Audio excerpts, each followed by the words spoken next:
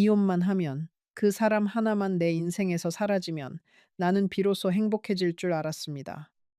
40년을 이를 악물고 참아낸 끝에 내린 결정이었으니 그땐 정말 그렇게 믿었지요. 도장 하나만 찍으면 내 인생의 모든 그늘이 걷히고 늦었지만 이제라도 나만의 봄이 올 거라고요. 제 나이 올해 80입니다. 이렇게 다 늙은 할머니가 무슨 사랑 타령이냐 하시겠지만 오늘 들려드릴 이야기는 사랑 이야기가 아닙니다. 후회에 관한 이야기지요. 한 사람이 평생을 미워하다가 그 미움이 사실은 무엇이었는지 너무 늦게 깨달아 버린 그런 이야기입니다. 이혼 서류에 도장을 찍던 날, 저는 법원 계단을 내려오면서 속으로 웃었습니다. 드디어 자유다. 이제 누구 밥상 차릴 일도, 누구 눈치 볼 일도 없다. 그렇게 가벼운 마음으로 새 셋방으로 짐을 옮겼지요. 그런데 그 도장을 찍고 꼭 10달 뒤, 저는 제 두 발로 그 미워하던 사람을 다시 찾아갔습니다. 왜였을까요? 그렇게 벗어나고 싶어 하던 사람을 무엇이 그렇게 다급해서 다시 찾아가게 만들었을까요? 그리고 그 집 낡은 대문을 밀고 들어섰을 때 제 앞에 기다리고 있던 것은 제가 상상하던 그 어떤 장면도 아니었습니다. 그날 이후 제 인생은 완전히 달라졌습니다. 잠깐만요. 아직 가시면 안 돼요. 지금부터 지난 10개월 동안 제가 걸어온 길과 그 문을 열었을 때 저를 기다리고 있던 일들을 빠짐없이 자세히 말씀드리겠습니다. 혼자 있는 게 더 낫겠다고 생각해 본 적이 있으신가요?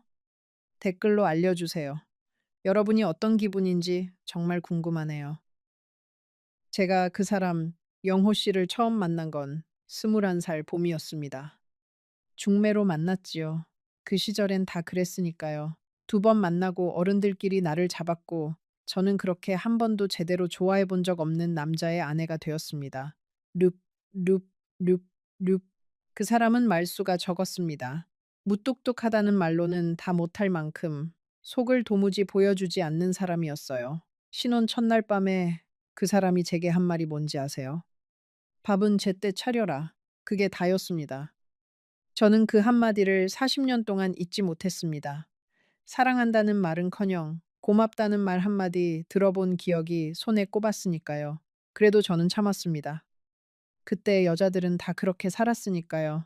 시부모 모시고 아이 낳아 키우고 새벽같이 일어나 아궁이에 불을 지피고 그 사람 양말 한 짝까지 손으로 빨았습니다. 시어머니는 며느리를 사람이 아니라 일하는 손으로 여기셨고 저는 그 집에서 제 이름을 잃어버렸지요. 순자가 아니라 그저 아가, 며느라, 나중엔 준영 엄마로만 불렸습니다. 시집 온 첫 해 추석을 저는 평생 잊지 못합니다. 명절이 다가오면 시어머니는 사흘 전부터 저를 부엌에 붙들어 앉혔습니다. 새벽부터 밤까지 전을 부치고 송편을 빚고 차례 음식을 산더미처럼 차렸지요. 손이 퉁퉁 붓고 허리가 끊어질 것 같아도 힘들다는 말은 입 밖에 낼 수 없었습니다. 그런 말을 꺼냈다간 요즘 젊은 것들은 버릇이 없다는 핀잔이 돌아왔으니까요. 차례를 지내고 나면 시아버지와 영호 씨를 비롯한 남자들은 안방에 둘러앉아 음식을 먹으며 이야기를 나눴습니다. 그동안 저는 부엌 한 구석에 쪼그려 앉아 식어 빠진 나물 한 접시로 끼니를 때웠습니다. 그게 당연한 줄 알았어요. 단 한 번이라도 영호 씨가 당신도 이리 와서 같이 먹자고 했더라면 저는 그 한마디에 그동안의 모든 고단함을 잊었을 겁니다. 그러나 그 사람은 단 한 번도 그러지 않았습니다. 시어머니는 유난히 엄한 분이셨습니다. 제가 행주를 빨아 너는 방식까지 일일이 트집을 잡으셨고 장을 담그다 조금만 짜도 친정에서 뭘 배웠냐며 제 친정 부모님까지 들먹이셨습니다. 그럴 때마다 저는 영호 씨가 한마디라도 거들어 주기를 바랐지만 그 사람은 늘 못 들은 척 신문만 넘겼습니다. 남편이라는 사람이 제 편이 아니라는 사실이 무엇보다도 시리게 아팠습니다. 그래도 저에게도 작은 꿈이 하나 있었습니다. 결혼 전에 잠깐 채바느질을 배운 적이 있어서 언젠가 작은 옷 수선집이라도 차리고 싶었지요. 제 손으로 번 돈으로 새 신발 한 켤레 사 신어보는 게 제 평생의 소원이었습니다. 큰맘 먹고 그 이야기를 꺼냈더니 영호 씨는 단칼에 잘랐습니다. 여자가 무슨 장사냐. 집안 살림이나 잘해. 그 한마디에 제 작은 꿈은 싹도 틔워보지 못하고 시들었습니다. 그 시절 제 유일한 숨구멍은 옆집 영자였습니다. 저와 비슷한 시기에 시집 온 영자는 빨래터에서 만나면 서로의 멍든 마음을 털어놓는 사이였지요. 순자야, 우리는 왜 이렇게 사는 걸까? 영자가 그렇게 물으면 저는 대답 대신 그저 함께 한숨을 쉬었습니다. 그때 우리는 참 어렸고 우리에게 다른 삶이 가능하다는 걸 아무도 가르쳐 주지 않았습니다. 영호 씨가 매정하기만 한 사람이었느냐고 묻는다면 그건 또 아닙니다. 제가 첫 아이를 가져 입덧이 심하던 때 한겨울 새벽에 그 사람이 어디선가 귤을 한 봉지 구해다 머리맡에 놓고 간 적이 있었습니다. 아무 말도 없이요. 저는 그게 그 사람 마음인 줄도 모르고 말이라도 좀 다정하게 하지 하고 속으로 원망만 했습니다. 그때는 그 귤 한 봉지가 그 사람이 할 수 있는 최선의 사랑 표현이었다는 걸 정말 몰랐습니다. 세월은 그렇게 흘렀습니다. 시부모님 두 분을 차례로 모시고 보내드리는 동안 저는 한 번도 제 인생을 돌아볼 틈이 없었습니다. 새벽이면 일어나 연탄을 갈고 도시락을 싸고 빨래를 삶고 밤이면 떨어진 옷을 기웠습니다. 그렇게 하루하루를 버티다 보니 어느새 거울 속에는 주름진 중년의 여자가 서 있었습니다. 청춘이 언제 지나갔는지도 모른 채 말이지요. 영호 씨는 밖에서는 점잖은 사람이었습니다. 동네 사람들은 다 그 일을 성실하고 반듯한 사람이라 했지요. 그런데 집에 들어오면 입을 닫았습니다. 하루 종일 같이 있어도 열 마디를 안 했어요. 제가 무슨 말을 하면 쓸데없는 소리 한마디로 잘라버렸고 아이들 일도 다 제 몫이었습니다. 기쁜 일이 있어도 같이 웃어주지 않았고 제가 아파 누워 있어도 약 한 봉지 사다 주는 법이 없었습니다. 가장 서러웠던 건 둘째를 잃었을 때였습니다. 뱃속에서 7달을 키운 아이를 그렇게 보내고 저는 며칠을 식음을 전폐하고 울었습니다. 그때 그 사람은 제 등을 한번 쓸어주기는커녕 산 사람은 살아야지 그 말만 던지고 일하러 나갔습니다. 저는 그날 이 사람과는 마음을 나눌 수 없겠구나 하고 마음의 문을 닫았던 것 같습니다. 그 무렵 우리 살림은 늘 빠듯했습니다.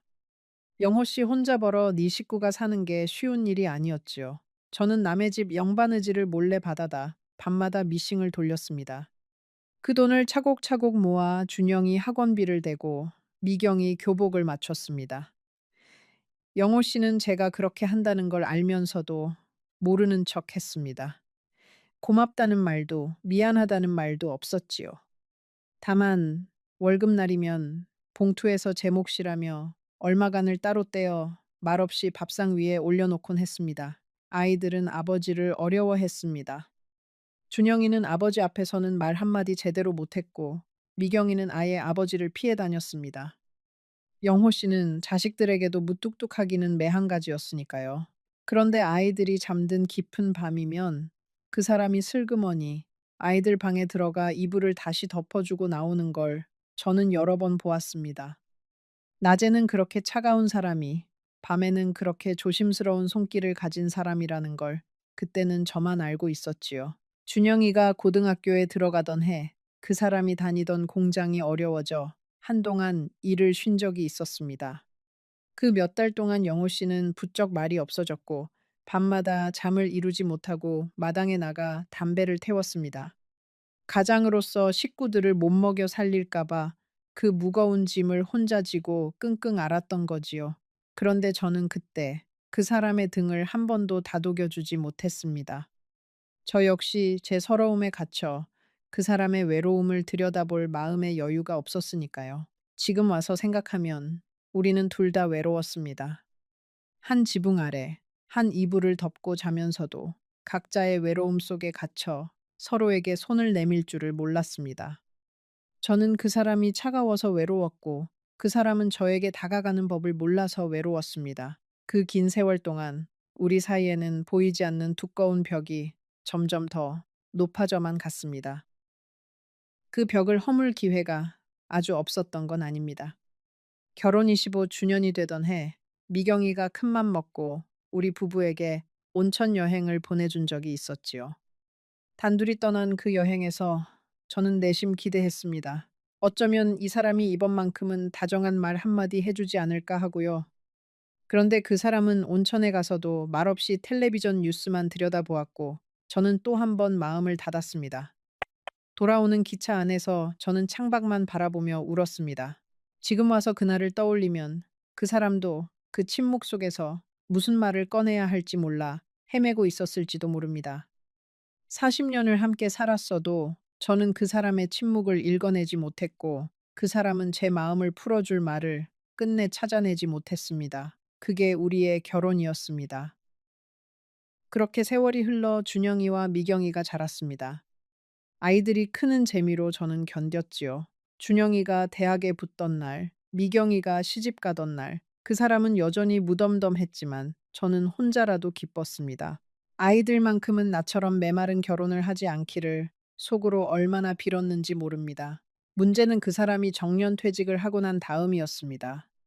평생 일터에 매여 있던 사람이 하루 종일 집에 있으니 그 무뚝뚝함이 갈 곳을 잃고 온통 제게로 쏟아졌습니다. 아침, 점심, 저녁 세 끼를 꼬박 차려야 했고 국이 식었다, 반찬이 짜다, 간섭이 늘었습니다.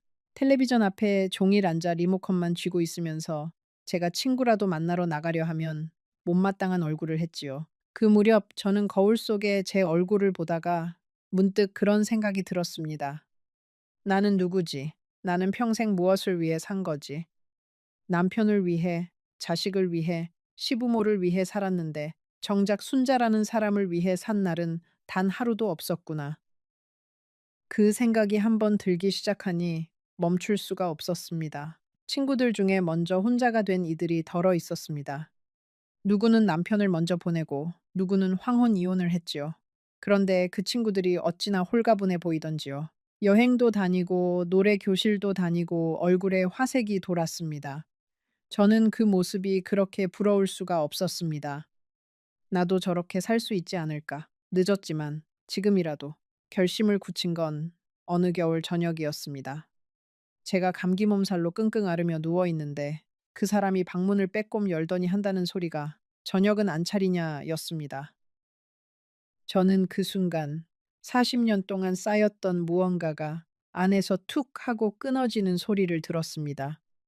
아, 이 사람에게 나는 끝까지 밥상이었구나. 사람이 아니라. 다음 날 저는 자식들을 불러 앉혔습니다. 엄마, 아버지랑 이혼할란다. 준영이는 펄쩍 뛰었습니다. 엄마, 이 나이에 무슨 망신이에요. 남들이 뭐라 하겠어요. 며느리는 옆에서 입을 꾹 다물고 눈치만 봤고, 미경이는 그래도 제 손을 잡아주더군요. 엄마 하고 싶은 대로 해. 엄마도 이제 좀 행복해야지. 그 말 한마디에 저는 또 눈물이 났습니다. 영호 씨는 의외로 순순히 도장을 찍었습니다. 제가 이혼 이야기를 꺼냈을 때 그 사람은 한참을 말없이 천장만 바라보았습니다. 그러더니 짧게 한마디 했어요. 그래, 네 뜻대로 해라. 저는 그 말이 그 사람이 평생 제게 했던 무관심의 마지막 증거라고 생각했습니다. 끝까지 붙잡지도 않는구나. 끝까지 나를 이렇게 쉽게 놓아버리는구나 하고요. 지금 와서 생각하면 그 천장을 바라보던 긴 침묵 속에 무엇이 들어 있었는지 저는 그때 조금도 헤아리지 못했습니다. 사람은 자기가 보고 싶은 것만 보는 법이니까요. 이혼 도장을 찍기까지의 그 몇 주 동안 그 사람은 평소와 조금도 다르지 않은 듯 보였습니다.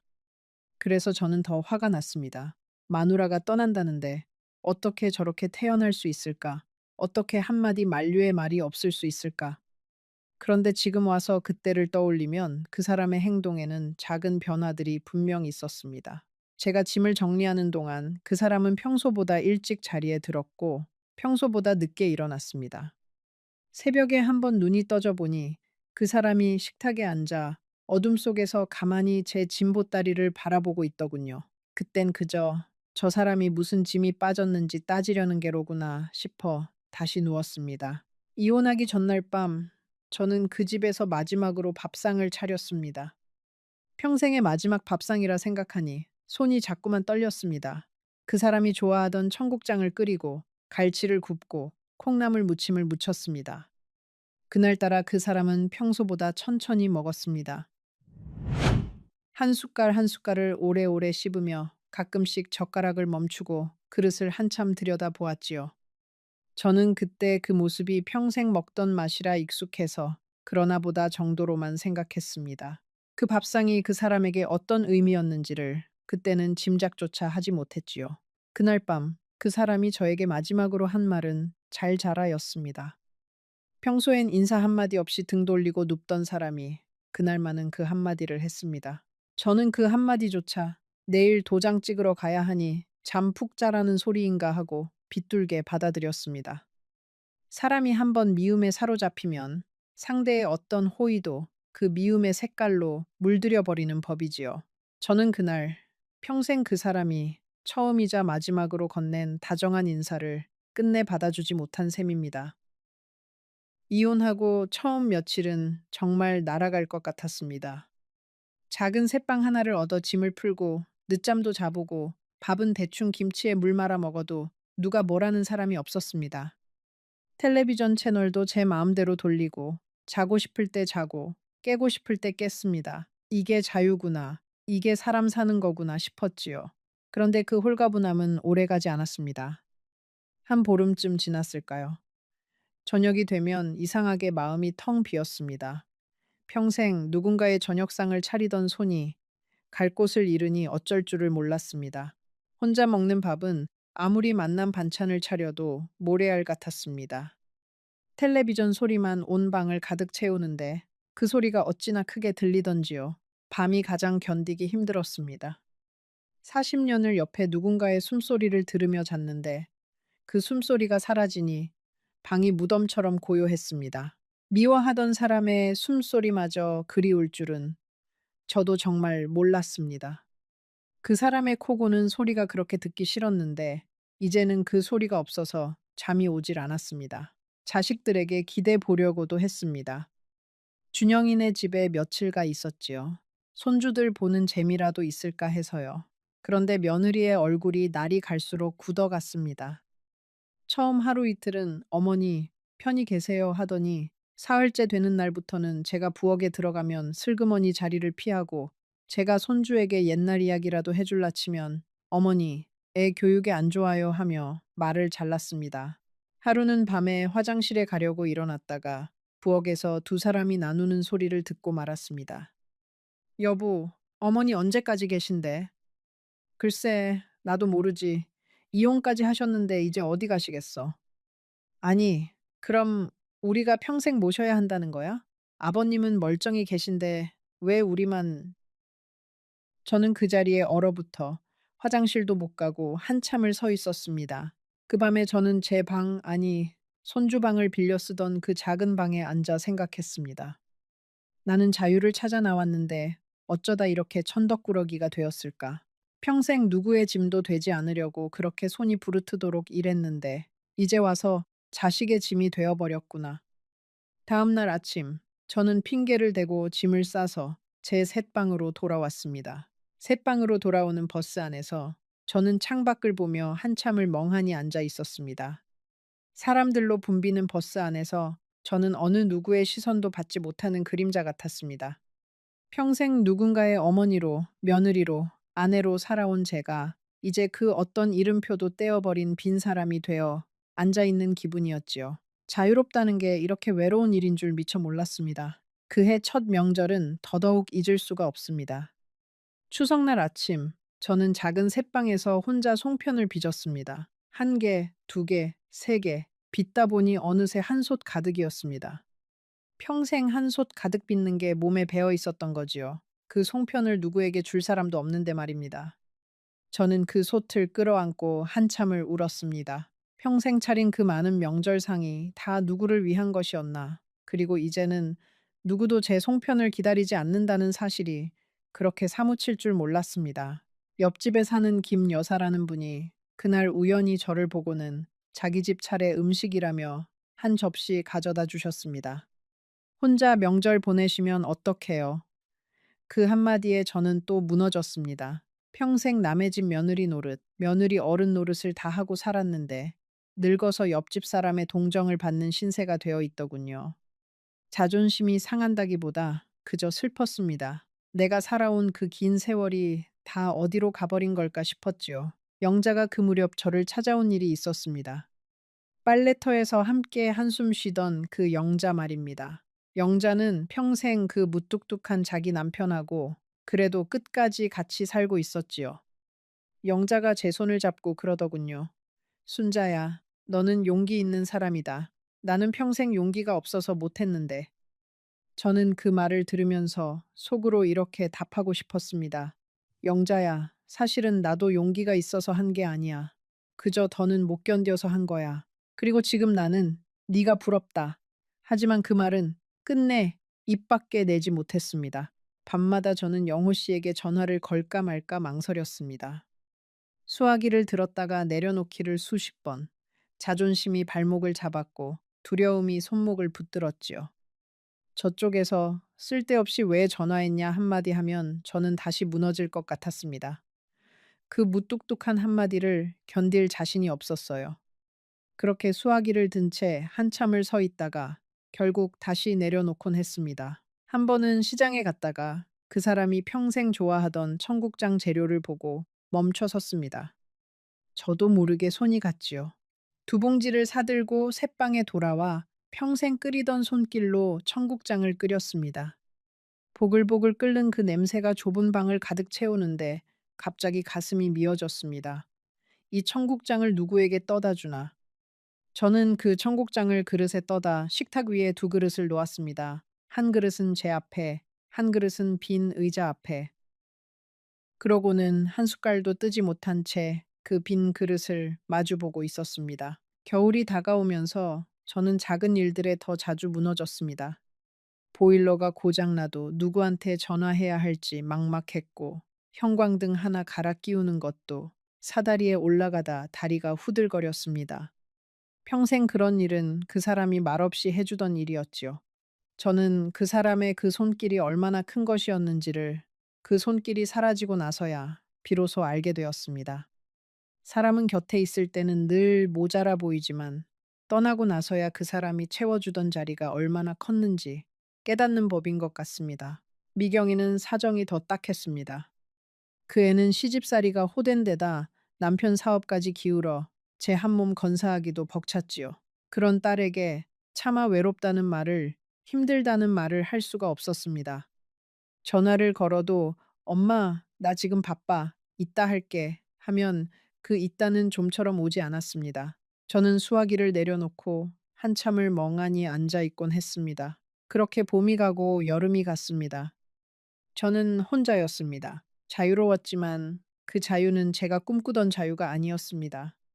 노래교실에 한번 나가봤지만 짝지어 다니는 사람들 틈에서 저는 자꾸만 겉돌았습니다. 친구들과 어울려도 집에 돌아오는 길은 늘 혼자였고 그 길이 그렇게 멀게 느껴질 수가 없었습니다. 가을이 오자 몸이 자주 아팠습니다. 혈압약을 타러 가는 길도 혼자, 병원 대기실에 앉아 제 이름이 불리기를 기다리는 것도 혼자였습니다. 다른 노인들은 다 자식이나 배우자가 곁에 앉아 있는데 저만 빈 의자 옆에 덩그러니 앉아 있었습니다. 그날 저는 약봉지를 손에 쥐고 버스 정류장에서 한참을 울었습니다. 지나가는 사람들이 볼까봐 손수건으로 입을 막고요. 병원에서 돌아오는 길에 저는 옛날 우리 집 근처를 일부러 한 바퀴 돌았습니다. 멀리서 그 골목 입구만 잠깐 보고 가려고 했는데 발이 자꾸 그쪽으로 향했습니다. 그래도 차마 대문 앞까지는 가지 못하고 골목 어귀에 서서 한참을 그 집 지붕만 바라보았습니다. 지붕 위에 푸른 이끼가 그새 덮여 있더군요. 그 사람이 평생 봄, 가을이면 사다리를 타고 올라가 지붕을 손보던 모습이 떠올랐습니다. 이제 저 지붕을 누가 손보고 있을까? 그런 생각이 들었습니다. 그 길에서 우연히 옛 이웃 한 분을 만났습니다. 준영 엄마, 오랜만이에요. 그래, 잘 지내요? 하시는데 저는 차마 이혼했어요. 라는 말을 꺼내지 못했습니다. 그분도 그저 어색하게 웃기만 하셨지요. 다 알고 있다는 눈치였습니다. 동네 소문이 어떤지 굳이 묻지 않아도 알 것 같았습니다. 그 집 마누라가 늙음하게 영감 버리고 나갔다더라. 그런 말이 등 뒤로 따라붙고 있다는 걸 저도 모르지 않았습니다. 그렇다고 후회한다는 말은 아닙니다. 그 집에서의 40년은 분명히 제가 견딜 만한 삶이 아니었습니다. 다시 그 시절로 돌아간다면 저는 또 그 집을 나왔을지도 모릅니다. 다만 나오는 방식이 달랐어야 했다는 생각이 들었습니다. 그렇게 미움만 쌓아두고 도망치듯 나오는 게 아니라 한 번쯤은 그 사람과 정면으로 마주 앉아 그동안 못한 말을 다 해보고 나왔어야 했다고요. 그랬다면 적어도 지금처럼 가슴 한가운데 큰 구멍이 뚫린 채 살지는 않았을 텐데 말입니다. 저는 그 무렵 잠을 거의 못 잤습니다. 새벽 2시, 3시면 어김없이 눈이 떠졌고, 그러면 다시는 잠들지 못한 채 천장만 바라보았습니다. 늙어가는 사람의 새벽이라는 게 그렇게 길고 무서운 줄 그때 처음 알았지요. 그 긴 새벽마다 저는 자꾸만 옛날 일들을 떠올렸습니다. 좋은 일은 떠올리지 않으려 해도 떠올랐고, 미운 일은 잊으려 해도 잊히지 않았습니다. 준영이가 한번 다녀간 적이 있습니다. 며느리 없이 혼자 왔더군요. 손에 약봉지와 죽 한 그릇을 들고요. 엄마, 며칠 와 계실래요? 처가 친정 가서 며칠 비웠어요. 그 말이 어찌나 미안하고 또 고맙던지요. 며느리 없을 때 와 있으라는 그 배려가 한편으로는 며느리 눈치를 봐야 하는 아들의 처지가 안쓰러워 가슴이 시렸습니다. 저는 고개를 저었습니다. 엄마 괜찮다. 너희 부부 사이만 좋으면 됐다. 그렇게 말하고 돌려보냈습니다. 그날 밤 저는 또 잠들지 못했습니다. 준영이가 돌아간 뒤 며칠이 지났을 때 저는 우연히 옷장 깊숙한 곳에서 영호 씨의 손수건 한 장을 발견했습니다. 이혼하고 짐을 옮길 때 어쩌다 섞여 들어온 것이었지요. 누렇게 변색된 그 손수건을 손에 쥐자 그 사람의 냄새가 희미하게 났습니다. 담배 냄새와 빨래비누 냄새가 섞인 그 익숙한 냄새. 저는 그 손수건을 끌어안고 또 한참을 울었습니다. 사람이 얼마나 외로워지면 미워하던 사람의 손수건 한 장으로 위로를 받으려 들겠습니까? 이상한 일이었습니다. 그렇게 외로워질수록 자꾸만 영호 씨가 떠올랐습니다. 미운 기억이 아니라 사소한 것들이요. 제가 김치를 담그면 가장 먼저 손가락으로 집어 먹어보던 모습, 비 오는 날 우산도 없이 나간 저를 정류장까지 마중 나와 말없이 우산만 내밀던 모습, 제가 아끼던 화분이 시들면 슬그머니 물을 주던 그 무뚝뚝한 손길, 그런 것들이 하나둘 떠오르기 시작했습니다. 내가 그 사람을 정말 미워하기만 했던가? 아니면 미움이라는 이름으로 사실은 그저 기대고 싶었던 마음을 가려둔 것은 아니었을까? 그런 생각이 들 때마다 저는 고개를 세차게 저었습니다. 아니야, 그 사람은 나를 사람 취급도 안 했어. 잘 헤어진 거야. 그렇게 스스로를 다독였지요. 그런데 마음이라는 게 참 우습습니다. 머리로 아무리 아니라고 해도 몸이 자꾸 그쪽으로 기울었습니다. 길을 가다 그 사람과 비슷한 뒷모습만 봐도 가슴이 철렁했고, 그이가 좋아하던 청국장 냄새만 맡아도 코끝이 시큰했습니다. 저는 제가 무너지고 있다는 걸 인정하고 싶지 않았습니다. 밤마다 옛날 살림집의 풍경이 자꾸 떠올랐습니다. 그 사람이 신문을 보던 자리, 제가 빨래를 개던 마루, 명절이면 아이들이 뛰어다니던 마당. 그 풍경 속에는 늘 그 사람의 그 등 돌린 모습이 있었습니다. 미울 땐 그 등이 그렇게 야속했는데 외로워지고 보니 그 등마저도 그리워졌습니다. 그 등이 있었기에 우리 집이 집답게 보였다는 사실을 그 등이 사라지고 나서야 비로소 깨달았지요. 옛 사진첩을 한번 꺼내본 일이 있었습니다. 사진 한 장 한 장을 넘기면서 저는 한 가지 사실을 발견하고 말았지요.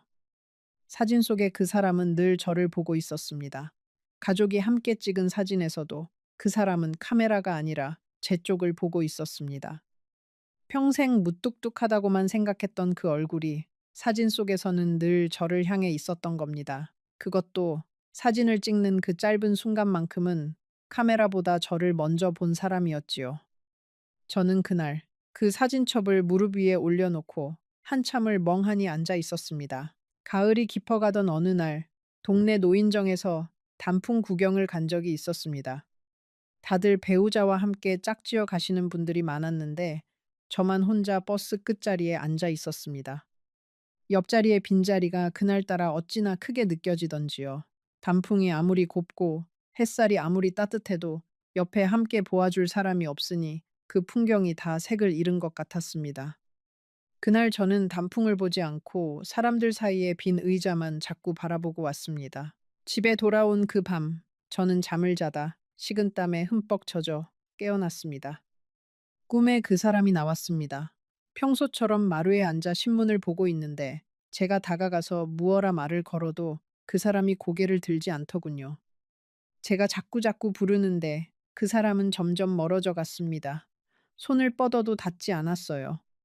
그 꿈에서 깨어났을 때 저는 직감했습니다. 더 늦기 전에 가야 한다. 한 번이라도 마주 앉아 이야기해야 한다. 무슨 말을 해야 할지 몰라도 그저 그 얼굴이라도 한 번 봐야 한다. 10달째 되던 어느 날이었습니다. 그날따라 몸살이 심하게 와서 꼼짝없이 누워 있었습니다. 물 한 모금 떠다 줄 사람이 없어 목이 타들어가는데도 일어날 힘이 없었습니다. 천장을 보고 누워 있는데 40년 전 그 사람이 천장을 바라보던 모습이, 그리고 둘째를 잃고 제가 누워 있던 그 방의 천장이 겹쳐 떠올랐습니다. 그 순간 저는 알아버렸습니다. 아, 나는 그 사람이 보고 싶구나. 미워서가 아니라 외로워서. 평생 옆에 있던 사람의 빈자리가 이렇게 클 줄 몰랐구나. 저는 그 길로 자리를 털고 일어났습니다. 떨리는 손으로 머리를 빗고 제일 깨끗한 옷을 꺼내 입었습니다. 무슨 말을 할지도 정하지 못한 채 저는 그 사람을 찾아 길을 나섰습니다. 여기서 잠깐 한 가지만 말씀드리고 싶습니다. 지금 이 이야기를 들으시면서 누군가 한 사람쯤 떠오르신 분이 분명 계실 겁니다. 미워했지만 사실은 그립던 사람, 자존심 때문에 차마 먼저 손 내밀지 못한 사람 말입니다. 조금만 더 들어보세요. 제가 그 집 대문을 열고 무엇을 보았는지 이제 곧 말씀드리겠습니다. 옛집으로 향하는 버스 안에서 저는 손에 든 작은 보따리를 계속 만지작거렸습니다. 보따리 안에는 그 사람이 좋아하던 청국장 한 통과 갈치 한 손, 그리고 새 양말 한 켤레가 들어 있었지요. 무얼 가져가야 할지 몰라 한참을 망설이다 평생 그 사람이 제일 좋아하던 것들을 챙겼습니다. 마치 잠깐 친정에 갔다 돌아오는 새댁처럼요. 정말 우스운 일이지요. 40년을 살고 이혼까지 한 마누라가 친정 다녀온 새댁 흉내를 내고 있었으니까요. 버스 안에는 사람이 많지 않았습니다. 창밖으로 익숙한 거리들이 하나둘 지나갔습니다. 그 사람과 함께 다니던 시장, 우리 아이들이 다니던 학교, 명절이면 함께 갔던 작은 떡집. 그 모든 풍경이 저를 향해 묻고 있는 것 같았습니다. 왜 이제야 오는 거니? 왜 그때는 그렇게 미워했니? 왜 그렇게 멀리 갔다가 이제야 돌아오는 거니? 저는 그 물음들에 답할 자신이 없었습니다. 버스에서 내려 골목 입구에 섰을 때 저는 한참을 그 자리에 서 있었습니다. 다리가 떨어지지 않더군요. 한 발만 내디디면 그 사람을 만날 수 있는데 그 한 발이 어찌나 무겁던지요. 무어라 첫인사를 건넬지, 그 사람이 어떤 표정으로 저를 맞을지, 혹시 문을 안 열어주면 어떻게 할지 별별 생각이 다 들었습니다. 그래도 발길을 돌릴 수는 없었습니다. 여기까지 와서 그냥 돌아간다면 평생 후회할 것 같았으니까요. 골목으로 들어서면서 보니 동네는 그새 많이 변해 있었습니다. 낯익은 집들 사이로 새 건물이 들어섰고 우리 옆집이던 영자네 집은 헐리고 다세대 주택이 올라가 있었습니다. 그래도 우리 집은 그대로였습니다. 낡은 대문도, 빛바랜 우편함도, 마당 한쪽에 서 있던 감나무도 그 자리에 그대로 있더군요. 다만 그 모든 것이 40년 전보다 훨씬 늙어 있었습니다. 마치 저처럼요. 옛집은 그대로였습니다. 40년을 산 그 집, 제가 시집와 처음 발을 들였던 그 마당, 대문 앞에 서니 다리가 후들거렸습니다. 무슨 낯으로 그 사람을 보나, 이제 와서 무슨 말을 하나, 외로워서 돌아왔다고 하면 그 사람이 또 그 무뚝뚝한 얼굴로 쓸데없는 소리 할 텐데. 그래도 저는 용기를 냈습니다. 떨리는 손으로 대문을 밀었습니다. 그런데 대문이 스르르 열렸습니다. 잠겨 있지 않았어요. 마당에 들어서는데 무언가 이상했습니다. 늘 정갈하던 마당에 낙엽이 수북이 쌓여 있었고 제가 가꾸던 화단은 잡초로 뒤덮여 있었습니다. 마루에는 먼지가 하얗게 앉아 있었고 집안에서는 아무 기척도 들리지 않았습니다. 영호 씨, 제 목소리가 빈 마당에 메아리처럼 울렸습니다. 대답이 없었습니다. 가슴이 쿵 내려앉았습니다. 방문을 열어보니 그 사람의 물건은 그대로인데 사람만 없었습니다. 그때 옆집 살던 김씨 아주머니가 담 너머로 저를 보더니 깜짝 놀란 얼굴로 달려 나왔습니다. 아이고, 준영 엄마, 이제 오면 어떡해. 그 한마디에 저는 모든 것을 직감했습니다. 다리에 힘이 풀려 그 자리에 주저앉을 뻔했지요. 김씨 아주머니가 제 손을 붙들고 천천히 이야기를 들려주었습니다. 그 사람은 제가 떠나고 얼마 지나지 않아 자리에 눕기 시작했다고 했습니다. 저는 몰랐습니다. 그 사람이 이미 오래전부터 큰 병을 앓고 있었다는 것을요. 이혼하기 한참 전 정년 퇴직을 하고 부쩍 무뚝뚝해지고 짜증이 늘었던 그 무렵에 그 사람은 병원에서 좋지 않은 진단을 받았다고 했습니다. 그런데 그걸 누구에게도 저에게조차 말하지 않았던 겁니다. 김씨 아주머니가 떨리는 목소리로 말했습니다. 준영 아버지가 그러시더라고. 마누라 평생 고생만 시켰는데 이제 병든 늙은이 수발까지 들게 하면 그건 사람이 할 짓이 아니라고. 그래서 이혼해 주는 거라고. 자네 자유롭게 살라고 일부러 그렇게 매정하게 굴었다고. 저는 그 자리에 무너지듯 주저앉았습니다. 그 사람이 천장을 바라보며 침묵하던 그 긴 시간이 내 뜻대로 해라 하던 그 한마디가 그제야 다른 의미로 들려왔습니다. 그것은 무관심이 아니었습니다. 평생 사랑한다는 말 한마디, 할 줄 모르던 사람이 택한 가장 그 사람다운 방식의 마지막 배려였던 겁니다. 저는 그 사람이 누워있던 방으로 들어갔습니다. 머리맡 작은 상자 하나가 눈에 들어왔습니다. 떨리는 손으로 그 상자를 열었습니다. 그 안에는 제가 꿈에도 몰랐던 것들이 들어 있었습니다. 낡은 통장이 하나 있었습니다. 제 이름으로 된 통장이었어요. 그 사람이 퇴직금을 한 푼도 안 쓰고 매달 조금씩 제 이름으로 차곡차곡 모아둔 돈이었습니다. 통장 맨 앞장에는 그 사람의 삐뚤빼뚤한 글씨로 이렇게 적혀 있었습니다. 순자, 이거라도 받아라. 그 옆에는 손수건에 곱게 싼 사진들이 있었습니다. 우리가 신혼 때 찍은 빛바랜 사진, 준영이 돌잔치 사진, 미경이 시집 가던 날 제가 한복 입고 웃던 사진. 그 무뚝뚝한 사람이 그 사진들을 닳도록 들여다본 듯 모서리가 다 해져 있었습니다. 그리고 사진 뒷면에는 글씨가 적혀 있었어요. 이날 순자가 제일 예뻤다. 그리고 공책이 한 권 있었습니다. 그 사람이 평생 입으로는 한 번도 하지 못한 말들을 그 공책에 적어 두었던 겁니다. 글씨가 서툴러서 한자 한자 꾹꾹 눌러 쓴 흔적이 가득했습니다. 저는 떨리는 손으로 그 공책을 한 장 한 장 넘겼습니다. 오늘 순자가 김치를 담갔다. 맛있다는 말을 못했다. 다음엔 꼭 해야지. 오늘 순자가 둘째 생각에 우는 것 같았다. 등을 쓸어주고 싶었는데 손이 안 나갔다. 나는 왜 이 모양인가? 병원에서 안 좋은 소리를 들었다. 순자에게 말하면 평생 또 나 때문에 발이 묶일 거다. 그건 안 된다. 오늘 순자가 이혼하자고 했다. 잘 됐다. 이제라도 저 사람을 놓아주는 게 내가 할 수 있는 마지막 일이다. 미안하다, 순자야. 평생 따뜻한 말 한마디 못해서. 공책의 마지막 장에는 짧은 글이 적혀 있었습니다. 오늘 몸이 많이 안 좋다. 순자가 잘 지내고 있는지 궁금하다. 보고 싶다는 말은 못하겠다. 그 사람 행복하면 그만이다. 나는 이제 됐다.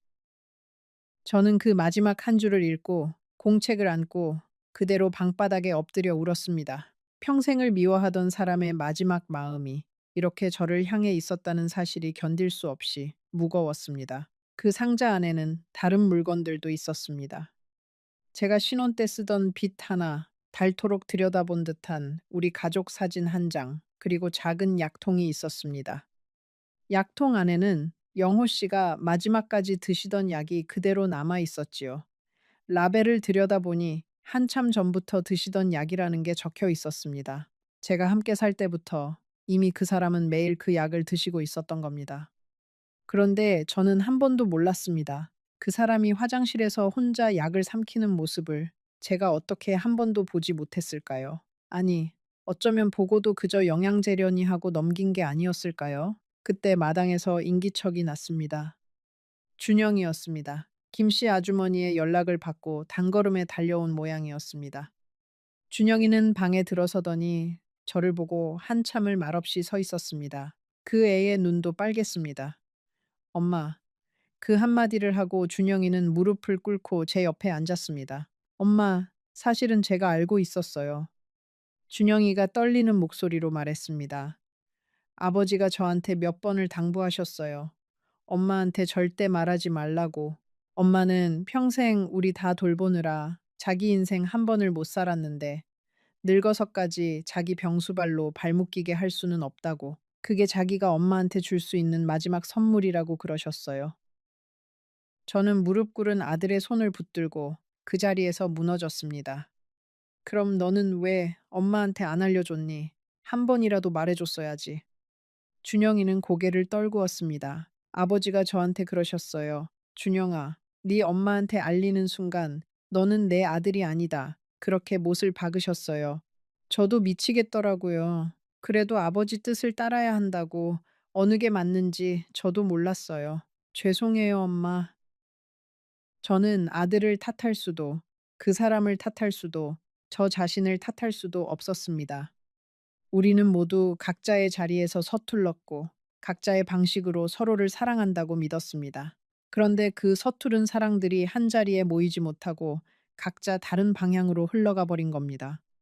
그 결과 가장 사랑했을지도 모를 사람을 가장 외롭게 보내드린 셈이 되었지요. 준영이가 그러더군요. 아버지는 마지막에 엄마 자랑을 많이 하셨어요. 평생 순자 손에 부족함 없이 살았다고. 자기는 표현을 못했지만 마누라 손맛이 세상에서 제일이라고 그러면서 자꾸 부엌 쪽을 바라보셨어요. 그 자리에 엄마가 서 있는 것처럼요. 저는 그 말을 들으며 평생 한 번도 그 사람 입에서 듣지 못했던 그 칭찬들을 뒤늦게 아들의 입을 통해 듣고 있었습니다. 너무 늦은 칭찬이었습니다. 준영이가 그 사람의 옷장을 열어 보였습니다. 거기에는 제가 살 때 그대로의 옷들이 정갈하게 걸려 있었습니다. 옷장 한 칸에는 제 옷도 그대로 걸려 있더군요. 제가 두고 간 옷 몇 벌을 그 사람이 한 번도 치우지 않고 그대로 두었던 겁니다. 마치 제가 잠깐 어디 다녀올 사람인 것처럼 말이지요. 그 옷걸이 옆에는 새 옷 한 벌이 비닐도 뜯지 않은 채 걸려 있었습니다. 제 치수의 한복이었습니다. 준영이가 말하길 그 사람이 작년 제 환갑이 가까웠을 때 미리 사다 둔 거라고 했습니다. 혹시 마음이 풀려서 돌아오면 환갑상 차려 드리려고 그러셨대요. 저는 그 한복을 끌어안고 또 무너졌습니다. 차마 입어볼 용기가 나지 않았습니다. 준영이가 옆방에서 작은 상자 하나를 더 가지고 나왔습니다. 엄마, 이것도 한번 보세요. 아버지 책상 서랍 깊숙한 곳에 있었어요. 그 상자 안에는 봉투가 여러 장 들어 있었습니다. 봉투마다 날짜가 적혀 있었고 그 안에는 짧은 편지가 한 장씩 들어 있었습니다. 이혼한 다음 달부터 그 사람은 한 달에 한 통씩 저에게 편지를 쓰고 있었던 겁니다. 붙이지도 못한 편지를요. 첫 번째 편지에는 이렇게 적혀 있었습니다. 순자, 잘 지내는지, 새방은 따뜻한지, 보일러 잘 돌아가는지, 새 동네 사람들은 다정한지, 묻고 싶은 게 너무 많은데, 물을 자격이 없다. 그저 잘 지내라. 두 번째 편지에는 오늘 비가 많이 왔다. 너는 우산 잘 챙겨 다니는지, 평소 우산을 잘 잃어버리는데, 이제는 챙겨줄 사람이 없으니 어떻게 다니는지. 세 번째 편지에는 오늘이 우리 결혼 기념일이다. 42년이다. 너는 한 번도 기억해주지 않았다고 나를 원망했지. 사실은 내가 매년 마음속으로는 기억했다. 그저 말로 못했을 뿐이다. 저는 그 편지들을 한 장 한 장 넘기면서 40년 동안 알지 못했던 한 사람의 마음을 너무 늦게 만나고 있었습니다. 그 마음들이 봉투 속에 갇혀 끝내 저에게 닿지 못한 채 그 사람의 책상 서랍에 잠들어 있었던 겁니다. 우리는 한 집에 살면서도 서로의 마음에 도착하지 못한 편지처럼 살았던 것 같습니다. 보냈지만 닿지 않은 마음, 받았지만 열어보지 못한 마음, 그렇게 어긋난 두 사람이었지요. 준영이가 마지막으로 한 가지를 더 꺼내 주었습니다. 그것은 작은 녹음 테이프였습니다. 엄마, 이건 듣기 힘드실지도 몰라요. 아버지가 마지막에 직접 녹음하신 거예요. 엄마가 혹시 돌아오시면 들려드리라고 하셨어요. 저는 손이 떨려 한참을 망설였습니다. 그 사람의 목소리를 다시 듣는다는 게 무섭기도 하고 두렵기도 했습니다. 그래도 결국 저는 그 테이프를 받아들었습니다. 집에 돌아와 떨리는 손으로 그 테이프를 작은 카세트에 넣고 재생 버튼을 눌렀을 때 그 사람의 거칠고 쉰 목소리가 흘러나왔습니다. 순자야, 듣고 있느냐? 나는 말이 서툰 사람이다. 평생 너한테 한마디 따뜻하게 못했다. 미안하다. 너랑 살면서 내가 제일 좋아한 건 네가 부엌에서 콩나물 다듬으면서 흥얼흥얼 노래 부르던 그 소리였다. 그 노래 들으려고 일찍 들어왔던 적도 많다. 너는 몰랐겠지. 나도 말 못했으니까. 다음 생이 있다면 그땐 내가 너한테 사랑한다는 말부터 가르쳐 달라고 부탁할란다. 잘 살아라, 순자야. 저는 그 테이프를 듣고 또 들었습니다. 그 사람의 마지막 인사를 마음에 새기고 또 새겼습니다. 40년 만에 처음 듣는 그 사람의 마음이었습니다. 너무 늦게 도착했지만 그래도 도착하기는 했지요. 저는 그 공책을 끌어안고 빈 방에서 목 놓아 울었습니다. 40년을 미워했던 사람이 사실은 40년을 서툴게 사랑하고 있었던 겁니다. 표현할 줄 몰라서 배운 적이 없어서 그저 마음을 가슴 깊은 곳에 묻어두고 무뚝뚝한 얼굴 뒤에 숨겼던 거지요. 그리고 저는 그 서툰 사랑을 끝내 읽어내지 못한 채 평생 그 사람을 원망만 했던 겁니다. 여기서 저는 한 가지를 분명히 말씀드리고 싶습니다. 그 사람이 좋은 남편이었느냐고 묻는다면 저는 그렇다고 대답하지 못합니다. 사랑한다면 말로도 했어야 했고 아플 때 손도 잡아줬어야 했습니다. 그 사람의 침묵은 저를 40년 동안 외롭게 만들었고 그 외로움은 핑계가 아니라 진짜였습니다. 그러니 이 이야기는 그 사람이 옳았다는 이야기가 아닙니다.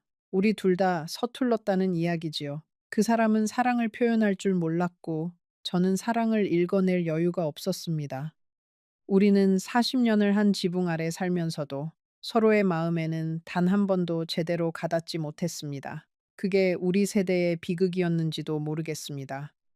마음을 표현하는 법을 아무도 가르쳐 주지 않았던, 그저 참고 견디는 게 미덕이라 배웠던 그 시절의 슬픈 이야기 말입니다. 그 사람의 마지막 길은 자식들이 지켰다고 했습니다. 준영이가 뒤늦게 아버지의 병을 알고 한 걸음에 달려왔지만 그땐 이미 늦은 뒤였지요. 그 사람은 마지막 순간까지 제 이름을 불렀다고 김씨 아주머니가 전해주었습니다. 순자, 순자 하고요. 저는 그 곁을 지키지 못했습니다. 그게 제 평생의 한이 되었습니다. 장례를 어떻게 치렀는지도 저는 한참 뒤에야 들었습니다. 준영이는 그날 저에게 연락하지 못했다고 했습니다. 알리지 말라는 아버지의 마지막 부탁이 있었기 때문이지요. 엄마 마음 다시 흔들면 안 된다고, 모르는 채로 살게 두라고, 그게 자기가 엄마한테 해줄 수 있는 마지막 거짓말이라고 그러셨어요. 준영이는 그 말을 전하면서 또 울었습니다. 저는 한참 동안 아무 말도 하지 못했습니다. 그 사람은 가는 길까지 저를 자유롭게 두려고 거짓말을 부탁했던 겁니다. 살아서 한 거짓말은 한 번도 없던 사람이 죽기 직전에 처음으로 거짓말을 부탁했지요. 영자가 한참 뒤에 찾아왔습니다. 영자도 어디서 소식을 들은 모양이었어요. 빈손으로 와 제 앞에 앉더니 한참을 말없이 제 손만 잡고 있었습니다. 순자야, 사람 마음이라는 게 참 알 수가 없다. 미운 게 미운 게 아니더라. 미운 줄 알았는데 사실은 정인 거더라. 우리 영감도 가고 나서야 알았어. 그 자리가 비고 나서야 그 사람이 거기 있었다는 걸 알겠더라. 영자는 그 한마디를 하고 또 한참 제 손을 잡았다 갔습니다. 저는 그날 밤 영자가 했던 그 말을 곱씹으며 잠을 이루지 못했습니다. 장례식에도 가지 못한 저를 미경이가 나중에 그 사람이 잠든 곳으로 데려다 주었습니다. 저는 그 앞에 한참을 서 있었습니다. 무슨 말을 해야 할지 40년을 함께 살고도 끝내 할 말을 찾지 못했습니다. 그저 가져간 청국장 한 그릇을 가만히 내려놓았습니다. 그 사람이 그렇게 좋아하던, 제가 한 번도 따뜻한 마음으로 끓여준 적 없던 그 청국장을요. 그 자리에서 저는 처음으로 그 사람에게 사과를 했습니다. 영호 씨, 미안해요. 당신 마음 못 알아봐서 미안해요. 당신이 그렇게 아픈 줄도 모르고 짐만 싸들고 나가서 미안해요. 당신이 그렇게 부른 내 이름을 끝까지 못 들어줘서 미안해요. 평생 못한 말을 그 사람이 더는 들을 수 없게 된 그곳에 와서야 겨우 했습니다. 미경이가 옆에서 저를 부축하며 함께 울었습니다. 어머니가 아버지에게 사과하는 그 모습을 자식이 지켜보는 마음이 어떠했을지 저는 차마 미경이의 얼굴을 마주 볼 수가 없었습니다. 그날 이후로도 저는 한동안 일어서지 못했습니다. 밥도 제대로 넘기지 못했고 밤이면 그 사람의 녹음 테이프를 틀어놓고 잠이 들곤 했습니다. 그 거칠고 쉰 목소리를 자장가 삼아 잠드는 늙은이의 마음이 얼마나 가엾고 또 우스운지 모릅니다. 그러던 어느 날 미경이가 저를 찾아와 한마디 했습니다. 엄마, 아버지가 엄마를 그렇게 보내드린 건 엄마 인생 살라고 그러신 거잖아. 엄마가 이렇게 무너져 있으면 아버지가 거기서 더 마음 아프시지 않겠어? 그 말을 듣고 저는 정신이 번쩍 들었습니다. 그 사람이 마지막까지 지키려 했던 게 제 인생인데 제가 이렇게 무너지면 그 사람의 마지막 마음마저 헛것이 되는 셈이지요. 그날부터 저는 다시 천천히 일어서기 시작했습니다. 매일 아침 일어나면 가장 먼저 그 사람의 사진 앞에 앉아 안부를 묻는 게 제 일과가 되었습니다. 오늘 날씨가 참 좋아요. 영호 씨도 거기서 잘 지내요? 그렇게 혼잣말처럼 인사를 건넵니다. 대답이 돌아올 리 없는 그 사람에게 매일 말을 거는 늙은이가 우스워 보일지도 모르겠지만 저는 그렇게라도 그 사람과 못다한 이야기를 채워가고 있습니다. 평생 못한 대화를 늦었지만 이제라도 시작해보는 거지요. 집으로 돌아오는 길에 미경이가 제 손을 꼭 잡고 말했습니다. 엄마, 너무 자책하지 마. 아버지도 엄마가 행복하길 바랐을 거야. 저는 고개를 끄덕였지만 마음 한구석은 여전히 무너진 채였습니다. 자식의 위로가 아무리 따뜻해도 직접 건네지 못한 말 한마디의 무게는 그대로 남는 법이니까요. 그 사람을 보내드린 뒤로 저는 한동안 사람들 앞에 나가지 못했습니다. 동네 슈퍼에서 마주치는 이웃의 시선이 무거웠고 누가 안부를 물으면 무어라 답해야 할지 입이 떨어지지 않았습니다. 이혼한 마누라와 먼저 보낸 아내는 분명히 다른 자리인데 저는 그 두 자리 어느 쪽에도 온전히 속하지 못한 사람이 되어 있었지요. 동네 사람들도 저를 어떻게 대해야 할지 몰라 어색해했습니다. 위로를 건네는 사람도 있었고 못 본 척 지나가는 사람도 있었습니다. 저는 어느 쪽이든 견디기가 힘들었습니다. 준영이는 그 뒤로 자주 저를 찾아왔습니다. 며느리도 제 앞에서는 말을 아꼈지요. 시아버지를 보내드리고 시어머니가 그렇게 외로이 사는 모습을 보면서 그 애도 무언가 마음에 걸린 모양이었습니다. 한 번은 며느리가 김장철에 저희 집에 와서 같이 김치를 담갔습니다. 며느리의 손길이 전과는 사뭇 달라져 있더군요. 묻지 않아도 미안하다는 말이 그 손끝에 묻어났습니다. 저는 그저 모르는 척 같이 물을 채 썰고 양념을 버무렸습니다. 그날 우리 둘은 평생 처음으로 한마음으로 무언가를 했던 것 같습니다. 미경인의 사정도 그 무렵 조금씩 풀려갔습니다. 사위가 다시 일자리를 잡았고 손주 녀석이 학교에서 좋은 일도 생겼지요. 미경이는 자주 전화를 걸어 엄마, 우리 집에 와서 며칠 계시다가요 하더군요. 저는 가끔 미경이네 집에 가 며칠씩 있다 오곤 했습니다. 손주가 학교에서 받아쓰기를 100점 맞은 시험지를 들고 와 자랑하는 모습을 보면 그제야 잠시 웃을 수 있었습니다. 그래도 집에 돌아오면 다시 빈 방의 정막이 저를 기다리고 있었습니다. 그 정막은 시간이 흘러도 좀처럼 옅어지지 않았습니다. 그 통장의 돈은 저는 한 푼도 쓰지 못했습니다. 대신 그 돈으로 형편이 어려운 미경이네를 조용히 도왔고 남은 것으로는 그 사람과 저의 이름으로 작은 장학금을 만들었습니다. 가난해서 마음을 표현할 여유조차 없었던 우리 같은 사람들이 우리 자식 세대만큼은 사랑한다는 말을 아끼지 않고 살기를 바라는 마음에서요. 세월이 흘러 저는 이렇게 여든이 되었습니다. 그 사람을 떠나보낸 지도 어느덧 20년이 다 되어 갑니다. 그런데도 저는 여전히 비 오는 날이면 정류장에서 우산을 내밀던 그 손길을 떠올립니다. 그리고 그 공책에 꾹꾹 눌러 쓴 글씨를요. 제가 이 이야기를 이렇게 부끄러움을 무릅쓰고 들려드리는 이유는 단 하나입니다. 부디 여러분은 저처럼 늦지 마시라고요. 지금 곁에 있는 사람이 무뚝뚝하고 답답해도 어쩌면 그 침묵 속에 당신이 미처 읽지 못한 마음이 들어 있을지도 모릅니다. 그리고 당신이 누군가에게 하고 싶은 말이 있다면 미루지 마세요. 사랑한다는 말도, 미안하다는 말도, 고맙다는 말도 오늘 하세요. 그 말을 건넬 수 있는 시간은 우리가 생각하는 것보다 훨씬 짧으니까요. 표현하지 못한 사랑은 사랑이 아니라 후회로 남습니다. 저는 그 후회를 20년째 안고 살고 있습니다. 부디 여러분의 마음에는 후회 대신 따뜻한 말 한마디가 남기를 바랍니다. 오늘 이 이야기가 당신의 마음을 조금이라도 흔들었다면 지금 화면에 보이는 영상을 꼭 이어서 보세요. 그 이야기는 제가 오늘 들려드린 것보다 더 깊고 더 가슴 시린 한 사람의 사연입니다. 끝까지 보고 나면 당신은 분명 오늘 밤 누군가에게 전화를 걸고 싶어질 겁니다. 그러니 그 영상을 지금 바로 만나보세요. 여러분, 저는 올해 80이 된 순자라고 합니다. 오늘 제가 들려드릴 이야기는 제가 살아오면서 가장 오래 망설였던 결정에 관한 이야기예요. 45해 동안 한 남자의 아내로, 두 아이의 어미로, 그리고 한 집안의 며느리로 살아온 제가 어느 겨울 아침에 작은 가방 하나만 들고 그 집 대문을 나섰던 그날의 이야기입니다. 제사를 좀 줄이자고 말했을 뿐이었어요. 1년에 11번, 시어른들 기일에, 명절에, 또 그 위 어르신들 기일까지. 제 손목은 이미 오래전부터 밤마다 시큰거렸고 무릎은 계단 하나 오를 때마다 시린데 그날 저는 그저 사람답게 한번 말해본 것뿐이었어요. 그런데 남편은 숟가락을 내려놓더니 저를 똑바로 쳐다보지도 않고 이렇게 말하더군요. 그게 그렇게 싫으면 당신이 이 집에서 나가. 그 한마디가 어떻게 사람을 무너뜨릴 수 있는지 그 자리에 앉아보지 않은 사람은 모를 거예요.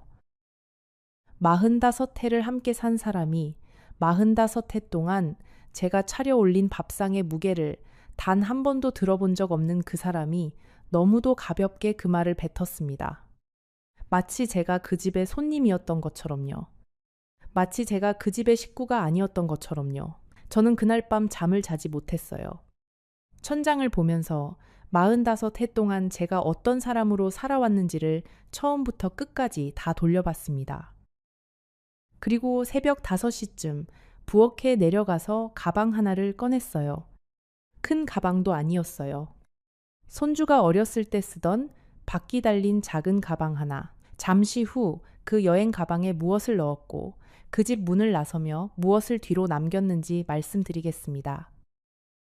하지만 그 전에 여러분께 한 가지 여쭤보고 싶습니다. 여러분 중 평생 가족처럼 여겼던 사람에게서 가라하는 말을 들어본 적이 있는 분이 계신가요? 그 순간에 대한 이야기를 댓글로 남겨주세요. 왜냐하면 이 이야기를 끝까지 들려드릴 테니까요. 가방에는 옷 3벌, 통장 하나, 그리고 친정 어머니가 시집올 때 주신 은비녀 하나를 넣었습니다. 그게 전부였어요. 45해를 살았는데 제가 정말로 제 것이라고 부를 수 있는 게 그것뿐이더라고요. 살림살이는 다 그 집 것이었고 가구도 다 그 집 것이었고 심지어 제가 입던 한복까지도 시어머니가 물려주신 거였습니다. 옷장 앞에 한참을 서 있었어요. 어떤 옷을 가져갈까 고민하다가 결국 가장 평범한 옷 3벌만 골랐습니다. 한복은 한 벌도 안 가져갔어요. 한복은 제 옷이 아니라 그 집의 옷이었으니까요.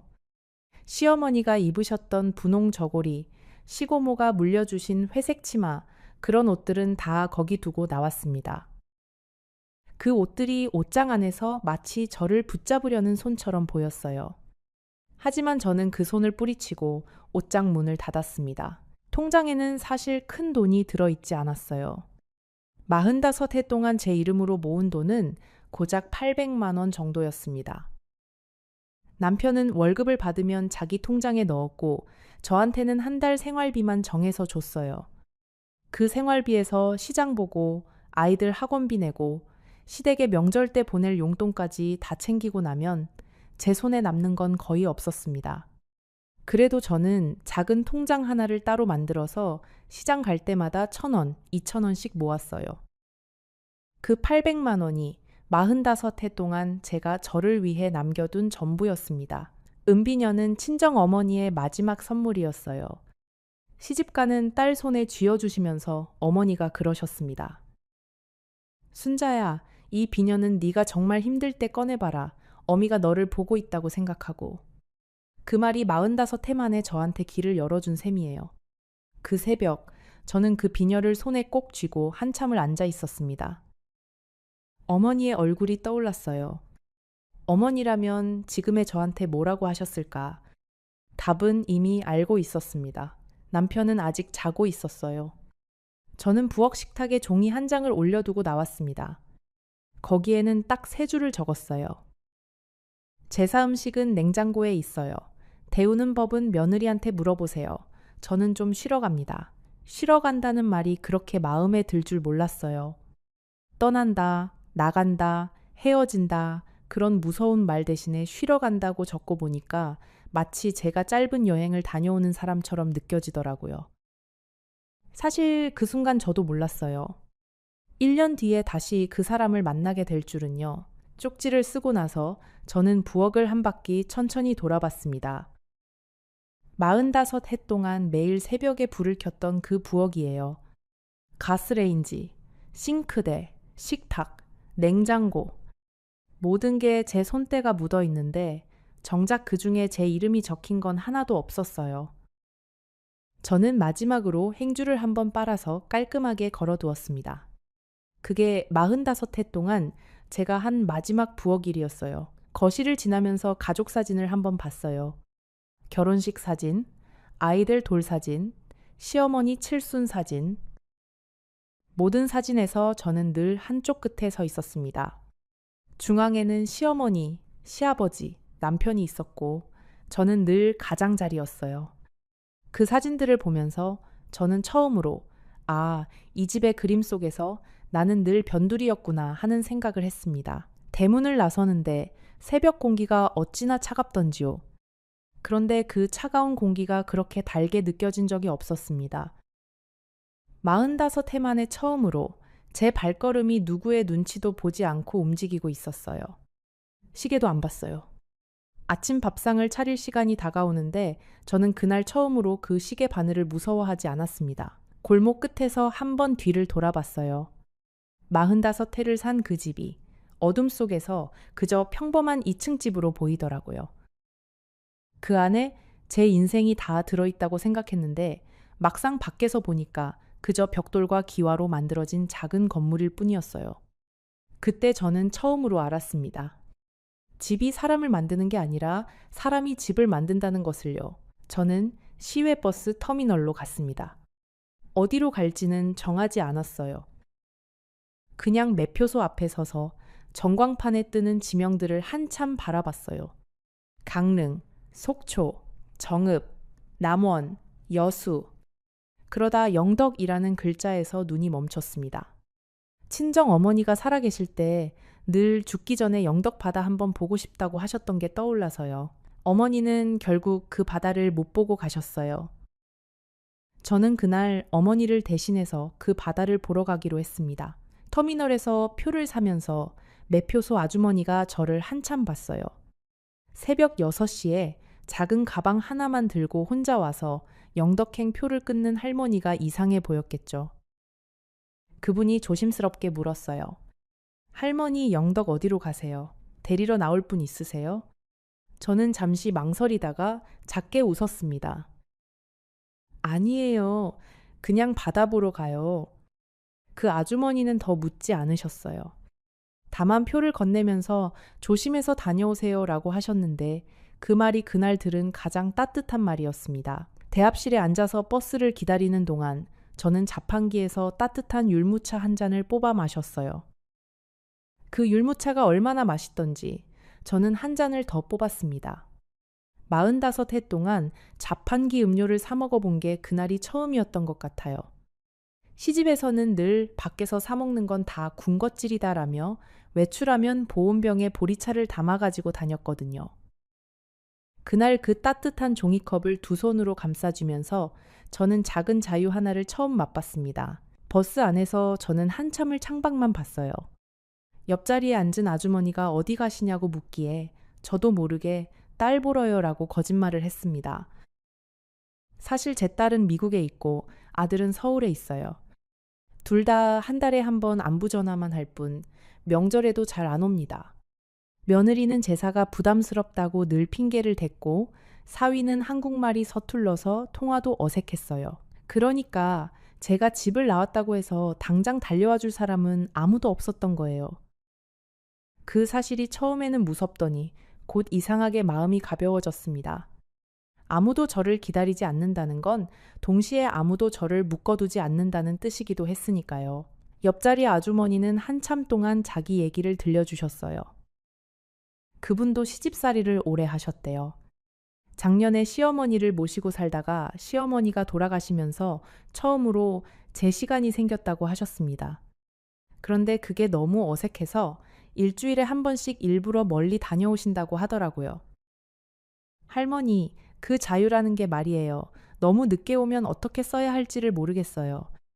그 말이 그렇게 마음에 박혔습니다. 저도 그 자유를 너무 늦게 받은 사람이었으니까요. 버스가 산을 넘고 들판을 지나고 강을 건너는 동안 저는 그 아주머니의 이야기에 가만히 귀를 기울였어요. 그분의 이야기를 들으면서 저는 한국 땅 어딘가에 저와 비슷한 어머니들이 얼마나 많을지를 생각했습니다.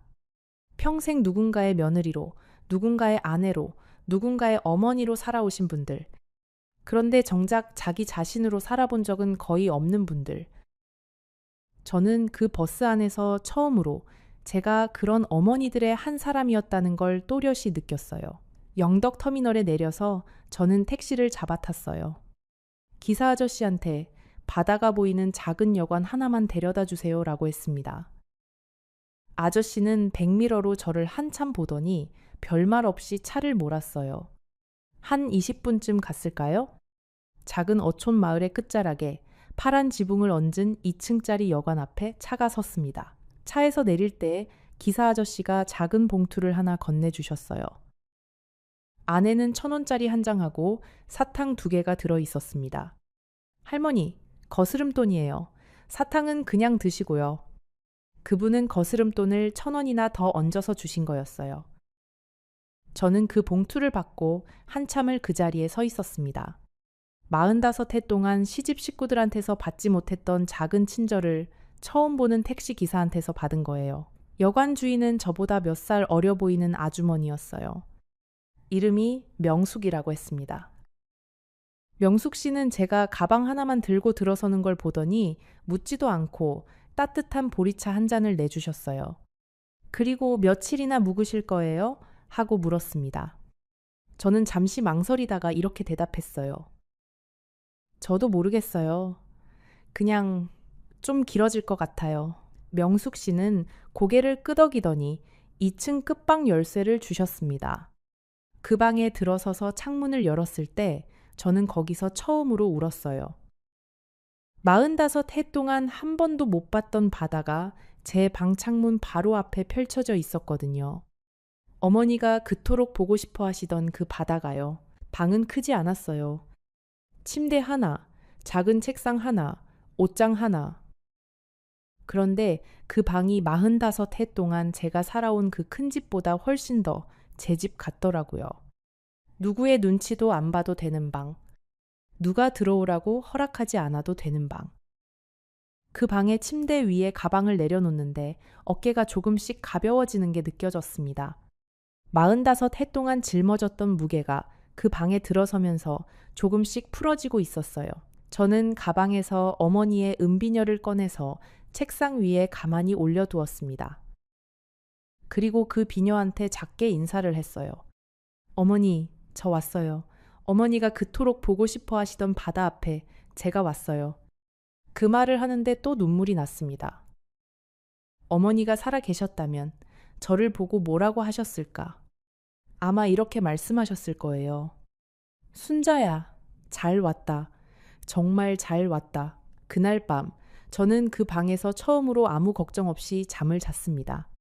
새벽에 일어나서 누구 밥을 챙겨야 하는지, 오늘 누구 기일이라 무엇을 사야 하는지, 누가 무슨 말을 했는지를 머릿속에서 정리하지 않고 잠을 잔 게 그날이 처음이었어요. 베개에 머리를 댄 지 10분도 안 돼서 저는 깊은 잠에 빠졌고 다음날 아침 해가 창문에 닿을 때까지 깨지 않았습니다. 다음날 아침 명숙 씨는 미역국과 갈치구이로 밥상을 차려주셨어요. 45해 만에 처음으로 다른 사람이 차려준 아침밥을 먹었습니다. 밥을 한 숟갈 떠넣는데 갑자기 눈물이 뚝뚝 떨어졌어요. 명숙 씨는 못 본 척 그저 옆방의 화분에 물을 주고 계셨습니다. 그 배려가 어찌나 고맙던지요. 밥을 다 먹고 나서 저는 그릇을 들고 부엌으로 가서 설거지를 하려고 했어요. 그게 45해 동안 몸에 밴 습관이었거든요. 그런데 명숙 씨가 제 손에서 그릇을 가져가시면서 그러시는 거예요. 언니, 손님이 설거지 하시면 안 되죠. 손님이라는 그 한마디에 저는 잠시 멍해졌습니다. 45해 동안 저는 누군가에게 손님이었던 적이 없었어요. 늘 차리는 사람이었고 늘 치우는 사람이었으니까요. 그렇게 저의 영덕 생활이 시작됐어요. 처음 일주일은 그저 멍하니 바다만 봤습니다. 두 번째 주에는 동네를 천천히 걸어 다녔어요. 세 번째 주에는 명숙 씨가 운영하는 여관 일을 좀 도와드리겠다고 했습니다. 명숙 씨는 처음엔 손사래를 치더니 제가 자꾸 부엌 일을 거들자 결국 작은 일거리들을 맡겨주셨어요. 첫 일주일 동안 저는 매일 새벽에 일어나서 바다로 걸어 내려갔어요. 아직 해가 뜨지 않은 푸르스름한 시간에 모래밭에 앉아서 파도 소리를 들었습니다. 파도라는 게 신기하더라고요. 한 번도 같은 모양으로 들이치는 법이 없었어요. 어떤 파도는 길게 늘어지고 어떤 파도는 짧게 끊어지고 어떤 파도는 거의 모래에 닿지도 못하고 사그라들었어요. 그런데도 파도는 멈추지 않더라고요. 끊임없이 들고 나고 들고 나고. 그 모습을 보면서 저는 제 45해를 떠올렸습니다. 저도 그렇게 끊임없이 들고 나기만 했어요. 누군가의 밥상을 차리고 누군가의 옷을 빨고 누군가의 제사를 준비하고. 그런데 정작 저의 파도는 어디로 갔던 걸까요? 두 번째 주에 동네를 돌아다닐 때는 동네 분들이 저를 신기하게 쳐다보셨어요. 작은 어촌 마을이라 외지 사람이 오면 다들 한 번씩 보고 가는 거였습니다. 마을 회관 앞에서 어르신 몇 분이 장기를 두고 계셨는데 그중 한 어르신이 저한테 인사를 하셨어요. 할머니, 어디서 오셨소? 저는 서울에서요. 라고만 답했습니다. 그 어르신이 빙긋 웃으시면서 그러셨어요. 서울 사람이 영덕에 와서 뭐 하시오? 저는 잠시 망설이다가 이렇게 답했어요. 바다 보러 왔어요. 그 어르신은 더 묻지 않으셨습니다. 다만 장기판에서 한수를 두시고는 옆에 계신 다른 어르신한테 그러시는 거예요. 바다 보러 오시는 분들은 다 사연이 있는 분들이지. 그 말을 듣고 저는 멈춰 섰습니다. 어떻게 그 어르신이 제 마음을 그렇게 잘 아셨을까요? 어쩌면 그 어르신도 한때는 바다를 보러 오셨던 분이었는지도 모르겠어요. 세 번째 주가 됐을 때 저는 명숙 씨한테 일을 좀 도와드리고 싶다고 말했습니다. 명숙 씨는 처음엔 언니가 무슨 일을 해요? 라며 손사래를 치셨어요. 그런데 제가 어느 날 새벽에 일찍 일어나서 부엌에 들어가 손님들 아침으로 미역국을 끓이고 있는 걸 보시고는 결국 항복하셨습니다. 언니 그럼 손님 적은 날에만 좀 도와줘요. 너무 무리는 마시고. 그날부터 저는 명숙 씨의 작은 파트너가 됐어요. 그 사이에 휴대전화는 한 번도 켜지 않았습니다. 처음 며칠은 그 전화기가 가방 속에서 저를 쳐다보는 것 같았어요. 켜야 할 것 같고, 확인해야 할 것 같고, 누가 찾을 것 같고. 그런데 일주일이 지나니까 그 생각이 점점 옅어지더라고요. 열흘이 지나니까 그 전화기가 가방 속에 있다는 사실조차 잊어버렸습니다. 그리고 한 달이 지났을 때 저는 처음으로 그 전화기를 꺼냈어요. 켜자마자 부재중 전화가 100통이 넘게 떠 있었습니다. 남편이 50통, 아들이 30통, 며느리가 10통 남짓, 딸한테서는 5통 정도였어요. 문자도 수십 개가 와 있었습니다. 저는 그걸 하나하나 열어보지는 않았어요. 다만 아들이 보낸 마지막 문자 하나만 열어봤습니다. 엄마, 어디 계세요? 무사하기만 하시면 돼요. 그 한 줄을 보고 저는 한참을 울었어요. 미웠던 마음이 다 사라진 건 아니었지만 그래도 그 아이는 제 아들이니까요. 저는 아들한테 짧게 답장을 보냈습니다. 무사하다. 잠시 쉬고 있는 중이다. 걱정 마라. 엄마가 마음 정리되면 연락하마. 남편한테는 답을 안 했어요. 그리고 다시 전화기를 껐습니다. 전화기를 끄고 나서 저는 방 창문을 열고 바다를 한참 봤습니다. 남편의 부재중 전화가 50통이라는 게 무슨 뜻일까요? 45해 동안 그 사람이 저한테 그렇게 자주 전화를 한 적은 단 한 번도 없었어요. 회사에서 야근하는 날에도 모임이 길어지는 날에도 그 사람은 늘 알아서 알겠지라는 식이었습니다. 그런데 1년에 받지 않은 전화를 한 달 만에 50통이나 걸어왔다는 건 어쩌면 그 사람이 처음으로 저를 잃을 수도 있다는 걸 느꼈다는 뜻일지도 모르겠어요. 그런데 신기하게도 그 사실이 저를 기쁘게 하지 않았어요. 오히려 슬프더라고요. 45해를 살면서 한 번도 그 사람의 관심을 그렇게 절실하게 받아본 적이 없는데 이제 와서 그 관심을 받게 되니까 그게 더 서글퍼지는 거예요. 진작 좀 그래 주시지. 제가 그 집에서 매일 새벽에 일어나서 밥상을 차리고 있을 때 한 번이라도 순자야 고생한다고 말해 주셨으면 좋았을 텐데요. 2달째에 접어들었을 때 명숙 씨와 저는 거의 친자매처럼 가까워졌어요. 명숙 씨도 사연이 있는 분이었습니다.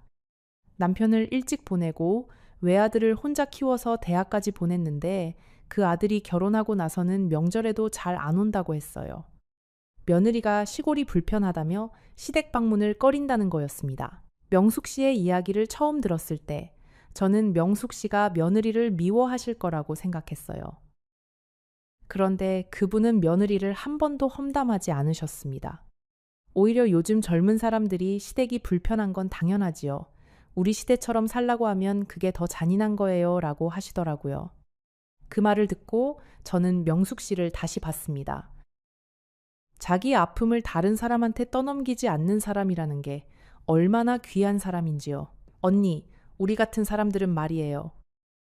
어느 날 저녁 명숙 씨가 마당에 앉아 별을 보면서 그렇게 말문을 열었어요. 평생 누구를 위해서 살아왔는지를 자꾸 되묻게 돼요. 자식을 위해서, 남편을 위해서, 시집을 위해서. 그런데 정작 그 사람들은 우리한테 한 번도 당신을 위해서 무엇을 해줄까 하고 물어본 적이 없잖아요. 그 말이 그렇게 가슴에 박힐 줄 몰랐어요. 저는 한참을 대답을 못했습니다. 45해 동안 정말로 한 번도 그런 질문을 받아본 적이 없더라고요.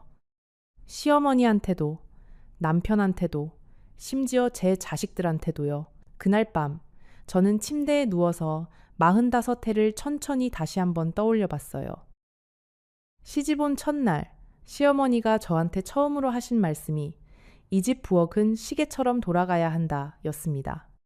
새벽 5시 반에 시아버지 진지를 짓고 6시에 남편 도시락을 싸고 7시에 시어머니께 차를 끓여 올리고 그 시계가 45해 동안 단 하루도 멈추지 않았어요. 시아버지가 돌아가시고 시어머니가 돌아가시고 아이들이 결혼해서 나간 뒤에도 그 시계는 계속 돌았습니다. 왜냐하면 그 시계를 멈추는 법을 저도 몰랐으니까요. 첫째 아이를 낳고 일주일 만에 부엌에 다시 섰던 게 떠올랐어요. 시어머니가 며느리는 일주일이면 다 회복된다고 하셨거든요. 사실 저는 일주일이 아니라 한 달이 지나도 몸이 안 회복됐어요. 그런데도 매일 새벽에 일어나서 밥상을 차렸습니다. 둘째를 낳았을 때는 산후조리원이라는 말이 한국에 막 들어올 무렵이었어요. 친구들 중 몇 명은 산후조리원에 갔다고 하더라고요. 그런데 저는 못 갔습니다. 시어머니가 남편 밥상은 누가 차리느냐고 하셨거든요. 셋째를 낳지 못한 것도 한이었어요. 시어머니는 아들 하나, 딸 하나면 됐다 싶다가도 한 명만 더 있으면 좋겠다는 말씀을 자주 하셨거든요. 저도 사실 셋째를 가지고 싶었어요. 그런데 둘째 낳고 몸이 너무 약해져서 의사 선생님이 더는 안 된다고 하셨습니다.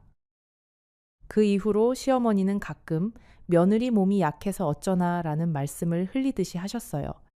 그 말이 그렇게 가시처럼 박혔습니다. 마치 제가 자식을 더 낳지 못한 게 죄인 것처럼 들렸거든요. 남편이 회사에서 동료의 결혼식에 다녀온 어느 날이 떠올랐어요. 그날 그 사람이 술에 취해서 들어오면서 이런 말을 했습니다. 여보, 오늘 동료 부인이 정말 인사를 잘하더라. 우리 집사람도 좀 그렇게 하면 좋을 텐데. 저는 그날 밤 이불 속에서 한참을 울었어요. 그 사람한테 저는 늘 부족한 사람이었어요. 시어머니한테는 자식을 더 안 낳는 며느리였고, 남편한테는 인사가 부족한 부인이었고, 그 어느 자리에서도 충분한 사람이 된 적이 없었습니다. 시어머니가 돌아가시던 해의 기억도 떠올랐어요. 시어머니는 마지막 1년을 거의 누워서 보내셨습니다. 그 1년 동안 저는 거의 잠을 자지 못했어요. 2시간마다 시어머니의 자세를 바꿔드리고 기저귀를 갈아드리고 죽을 떠먹여 드렸습니다. 시어머니는 마지막 순간까지 저한테 고생한다는 말씀을 한 번도 안 하셨어요. 그런데 돌아가시기 사흘 전에 제 손을 꼭 잡으시면서 그러시더라고요. 순자야, 내가 너한테 못한 게 너무 많다. 그 말 한마디가 45해 동안 들었던 가장 따뜻한 말이었어요. 그런데 그 말이 너무 늦게 왔습니다. 시어머니가 돌아가시고 나서 저는 그 말을 떠올리면서 일주일을 울었어요. 시아버지는 시어머니보다 10년 먼저 돌아가셨어요. 시아버지는 평생 한마디도 따뜻한 말씀을 안 하신 분이셨습니다. 다만 돌아가시기 직전에 저한테 한 가지 부탁을 하셨어요. 며느라, 내가 가고 나서도 이 집안 재산은 네가 꼭 지켜다오. 저는 그 자리에서 내 아버님이라고 했습니다. 그 약속이 45해 동안 저를 그 집에 묶어둔 사슬 중에 하나였어요. 시아버지께 드린 그 약속을 어떻게 어길 수 있겠어요? 그런데 영덕에 와서 그 생각을 다시 했습니다. 시아버지가 정말로 원하셨던 게 무엇이었을까? 제가 며느리로서 한평생을 그 부엌에 묶여 사는 거였을까? 아니면 당신의 자식들이 당신을 잊지 않고 살아가는 거였을까? 저는 후자라고 믿었어요. 재산은 형식이고 마음이 본질이니까요. 시아버지가 그 천국에서 저를 보고 계신다면 제가 영덕에서 2번의 제사를 정성껏 모시고 나머지 시간에는 제 인생을 사는 걸 오히려 기뻐하실 거라고 믿었습니다. 그런 기억들이 45해 동안 쌓이고 또 쌓였습니다. 그 기억들이 다 모여서 그날 새벽 제가 가방을 싸게 만든 거예요. 사실 제사 좀 줄이자는 그 한마디는 45해 동안 쌓인 그 무게의 마지막 한 방울이었던 셈입니다. 그 한 방울이 결국 그 잔을 넘치게 한 거예요. 3달째 되던 날 저는 명숙 씨한테 제안을 하나 했습니다. 명숙 씨, 내가 이 여관에서 일을 좀 본격적으로 하면 안 될까요? 월급은 적게 받아도 돼요. 그냥 방 한 칸하고 새끼 밥만 해결해 주시면. 명숙 씨는 잠시 저를 보더니 빙긋이 웃으셨어요. 언니, 사실 나도 그 얘기를 꺼내고 싶었어요. 손이 모자라서 진작 사람을 구하고 싶었는데 언니가 떠날까봐 말을 못했죠. 그날부터 저는 정식으로 그 여관의 일꾼이 됐습니다. 부엌 일을 하고 청소를 하고 손님 응대도 하고. 그런데 신기한 게 있었어요. 똑같이 부엌에 서고 똑같이 밥상을 차리는데 마음이 그렇게 다르더라고요. 시집에서 차리던 밥상은 늘 무거웠어요. 누가 무슨 반찬을 싫어하는지, 시아버지의 입맛이 오늘 어떤지, 남편이 회식하고 들어오는 날인지 아닌지. 그런데 여관에서 차리는 손님상은 가볍더라고요. 그저 정성껏 만들어서 내가면 손님들은 고맙다고 인사를 했어요. 이 미역국 정말 맛있네요. 어머니가 끓여주시는 것 같아요. 그 말 한마디에 저는 며칠을 행복했습니다. 45해 동안 제가 차린 밥에 그렇게 따뜻한 인사를 들어본 적이 없었어요. 시집 식구들한테 밥은 그저 당연한 것이었으니까요. 여관에 오는 손님들의 사연도 다양했어요. 어느 날은 신혼부부가 오셨는데 신부가 시댁에 처음 인사 가는 길에 영덕에 들렀다고 하더라고요. 신부의 얼굴에 긴장이 가득해서 저는 그 신부한테 따뜻한 매실차를 한 잔 끓여드렸어요. 새색시 너무 잘하려고 애쓰지 마요. 시집 식구들이 새색시 마음 알아주는 건 시간이 좀 걸려요. 그래도 시간이 가면 다 알아주십니다. 그 신부가 제 손을 꼭 잡으면서 그러더라고요. 할머니, 그 말씀이 정말 위로가 돼요. 45해 동안 누군가에게 위로를 받아본 적은 있어도 누군가를 위로해 본 적은 거의 없었던 저였어요. 그날 그 신부의 손을 잡으면서 저는 처음으로 제가 쓸모 있는 어른이 된 것 같았습니다. 또 어느 날은 환갑이 다 된 부인이 혼자 오셨어요. 그분은 사흘을 묵으셨는데 사흘 내내 거의 말씀이 없으셨습니다. 떠나는 날, 그분이 제 손에 작은 봉투를 쥐어주시면서 그러시는 거예요. 할머니, 사실 저도 집을 나와볼까 해서 여기 왔었어요. 그런데 사흘 있어 보니까 알겠더라고요. 저는 아직 못 나갈 사람이라는 걸요. 할머니는 어떻게 나오셨어요? 저는 그분 손을 한참 잡고 있었어요. 부인, 나오는 게 정답이 아닐 수도 있어요. 다만, 나올지 안 나올지를 선택할 수 있다는 걸 아는 게 중요한 거예요. 그분은 고개를 끄덕이면서 우셨습니다. 우리는 서로 말을 더 잇지 않았지만, 그날 그 짧은 대화로 저는 알았어요. 저 같은 어머니들이 이 땅에 정말로 많이 있다는 것을요. 여기까지 들으시고 어떤 분들은 이렇게 생각하실 수도 있어요. 아니, 그래도 45해를 같이 산 남편인데 한 번쯤은 다시 돌아가야 하지 않을까요? 저도 그 생각을 안 한 건 아니에요. 사실 매일 밤 잠들기 전에 그 생각을 했습니다. 그런데 잠시 후에 제가 어떤 결심을 했는지 들으시면 아마 여러분도 고개를 끄덕이실 거예요. 봄이 오고 여름이 오고 가을이 깊어졌습니다. 저는 그 여관에서 봄에는 마당에 매화를 봤고 여름에는 처마 밑에서 빗소리를 들었고 가을에는 단풍이 든 뒷산을 매일 산책했어요. 45해 동안 한 번도 계절을 즐긴다는 게 어떤 건지 몰랐어요. 계절이 바뀔 때마다 김장을 하고 이불 빨래를 하고 제사 준비를 하느라 정작 계절 자체는 본 적이 없었거든요. 봄에 마당에 매화가 피었을 때 저는 그 나무 아래에 의자를 놓고 한참을 앉아 있었어요. 흰 꽃잎이 바람에 흩날리는 걸 보면서 저는 시집간 해의 봄을 떠올렸습니다. 그 해 봄에도 마당에 매화가 피었을 거예요. 그런데 저는 그걸 본 기억이 없었어요. 그때 저는 부엌에서 시아버지의 진지상을 차리고 있었을 테니까요. 45해 동안 흩날린 매화꽃이 도대체 얼마나 많았을까요? 그 꽃잎들이 다 어디로 갔는지 그제야 저는 궁금해졌습니다. 여름에는 처마 밑에서 빗소리를 들었어요. 영덕은 비가 자주 오는 동네였습니다. 그런데 저는 빗소리가 그렇게 다양한지를 그제야 알았어요. 가는 비, 굵은 비, 소나기, 보슬비. 각자가 다 다른 노래를 부르는 거였어요.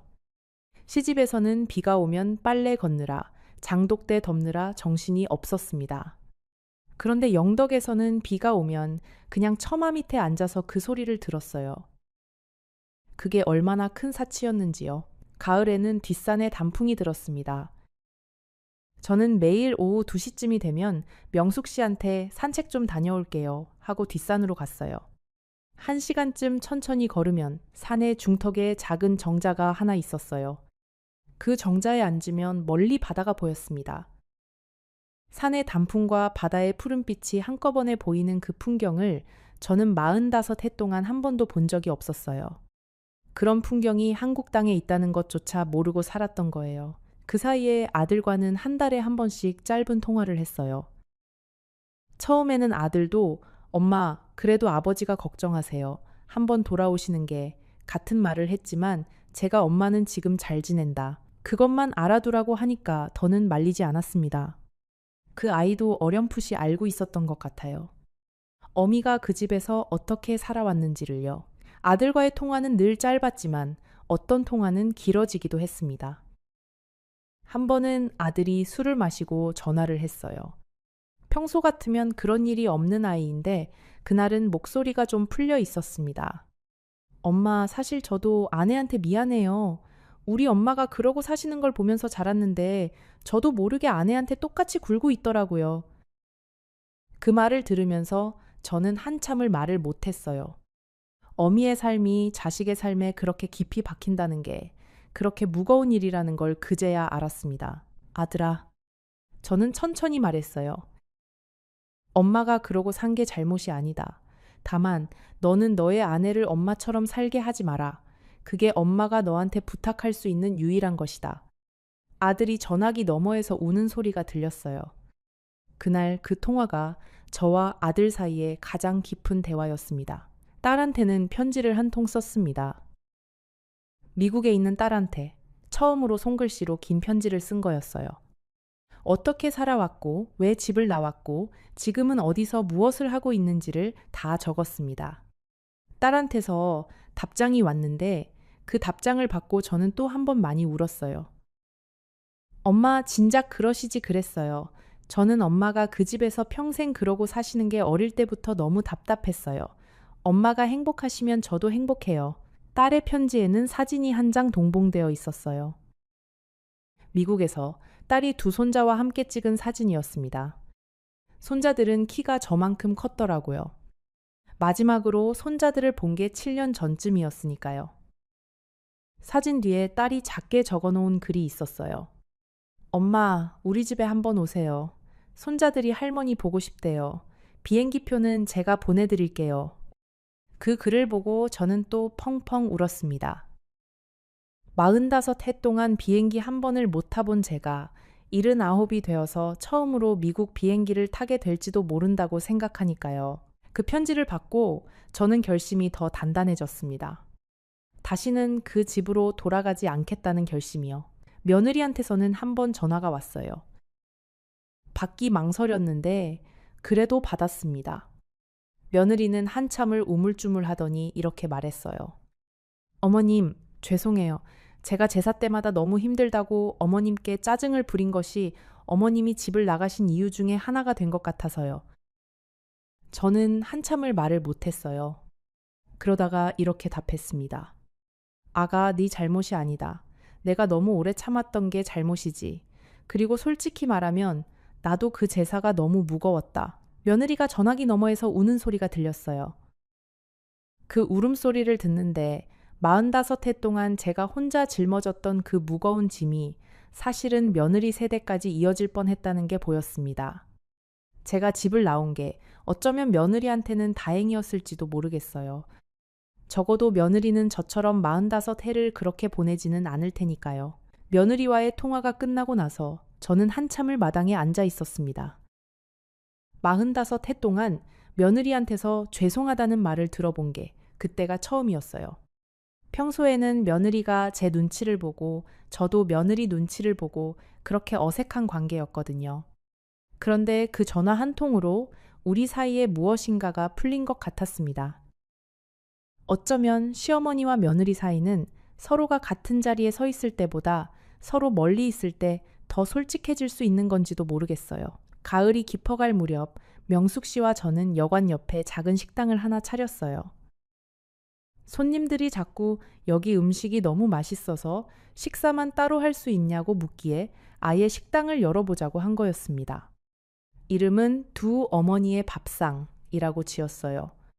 명숙 씨와 저 둘 다 자식들한테 잘 받지 못한 어머니들이지만 적어도 우리가 차린 밥상은 누군가에게 따뜻한 위로가 되었으면 좋겠다는 마음이었습니다. 식당을 차리는 과정도 만만치 않았어요. 명숙 씨가 모아둔 돈하고 제가 가져온 800만 원을 합쳐서 작은 가게를 빌렸습니다. 처음에 인테리어를 어떻게 할지 고민하는데 명숙 씨가 그러시는 거예요. 언니, 우리 식당은 화려할 필요 없어요. 그냥 옛날 시골 어머니 집처럼 만들어요. 그래서 우리는 흰 벽에 나무 식탁을 들였고 손님들이 앉으면 바다가 보이도록 창문을 크게 냈습니다. 메뉴도 복잡하게 안 했어요. 그날 시장에서 좋은 재료를 사다가 우리가 만들 수 있는 가장 정성스러운 한식을 차렸습니다. 개업하는 날 동네 어르신들이 다 오셨어요. 마을회관 앞에서 장기를 두던 그 어르신도 오셨고 우체국 아주머니도 오셨고 슈퍼 사장님도 오셨습니다. 어르신 중 한 분이 그러시더라고요. 이 동네의 두 어머니가 음식을 그렇게 잘하신다는 소문이 진작에 났어. 이제야 식당을 차리시네. 그 말을 들으면서 저는 또 한 번 마음이 따뜻해졌습니다. 누군가가 소문을 낸다는 게 저처럼 평생 그늘에서 살아온 사람한테는 얼마나 큰 인정인지요. 식당은 작았지만 손님들이 끊이지 않았어요. 영덕을 찾는 관광객들이 입소문을 듣고 찾아왔고 동네 어르신들도 자주 들르셨습니다. 저는 그 식당에서 처음으로 사장님이라는 호칭을 들었어요. 45해 동안 며느리, 마누라, 엄마로만 불렸던 제가 처음으로 사장님, 순자 여사님이라고 불린 거예요. 그 호칭이 그렇게 어색하면서도 좋더라고요. 손님들 중에는 정말 다양한 사람이 있었어요. 한 번은 서울에서 큰 회사 다닌다는 젊은 부부가 오셨는데 식사를 다 마치고 가시면서 부인이 저한테 그러시더라고요. 할머니, 사실 저희 부부가 요즘 많이 힘들었거든요. 그런데 오늘 이 밥상을 받으니까 마음이 좀 풀어지는 것 같아요. 저는 그 부인의 손을 살짝 잡았어요. 부인 부부 사이 힘들 때는 같이 밥을 자주 드세요. 같이 차린 밥상이 부부 사이를 살립니다. 그 부부가 떠나면서 2번이고 3번이고 인사를 하고 가셨습니다. 몇 달 뒤에 그 부부한테서 작은 엽서가 한 장 왔어요. 할머니 말씀대로 자주 같이 밥을 먹습니다. 고맙습니다. 그 엽서를 저는 식당 한쪽 벽에 붙여두었어요. 또 어느 날은 사춘기 딸을 데리고 어머니가 오셨습니다. 그 두 모녀가 서로 한마디도 안 하고 식사를 하시더라고요. 분위기가 답답해 보여서 저는 식사가 끝날 즈음에 2분 자리로 갔어요. 그리고 그 어머니한테 살짝 그랬어요. 부인, 따님이 말이 없는 건 잠시예요. 그 시기가 지나면 다시 어머니랑 친해지니까 너무 마음 졸이지 마세요. 그리고 따님한테는 이렇게 말했습니다. 아가씨, 어머니가 잔소리를 많이 하시는 건 아가씨를 너무 사랑해서 그러시는 거예요. 그게 진짜야. 그 따님이 처음에는 새침하게 있더니 식당을 나가기 전에 자기 어머니 팔짱을 살짝 끼더라고요. 그 모습을 보면서 저는 이 식당이 그저 밥집이 아니라 어떤 쉼터 같은 곳이 되어가고 있다는 걸 느꼈습니다. 또 한 번은 환갑이 막 지난 남자분이 혼자 오셨어요. 그분은 식사 내내 거의 말이 없으셨는데 식사를 마치고 일어서시려다가 갑자기 자리에 다시 앉으셨습니다. 그러시더니 작은 목소리로 저를 부르셨어요. 할머니, 죄송한데 잠시 앉아주실 수 있으세요? 저는 그분 맞은편에 앉았습니다. 그분이 한참을 망설이시더니 이렇게 말씀하시더라고요. 사실 저희 어머니가 1달 전에 돌아가셨어요. 어머니가 끓여주시던 미역국이 너무 그리워서 비슷한 맛을 찾아서 여기까지 왔습니다. 저는 그분의 손을 잠시 잡았어요. 45해 동안 며느리로 살았던 저였지만 그날 그 자리에서는 그저 한 어머니로서 그분의 손을 잡았습니다. 어머님이 그 천국에서 아드님을 보고 계실 거예요. 미역국은 다음에 또 오시면 제가 정성껏 끓여드릴게요. 그분이 그날 우리 식당을 나가시면서 처음으로 환한 웃음을 지으셨어요.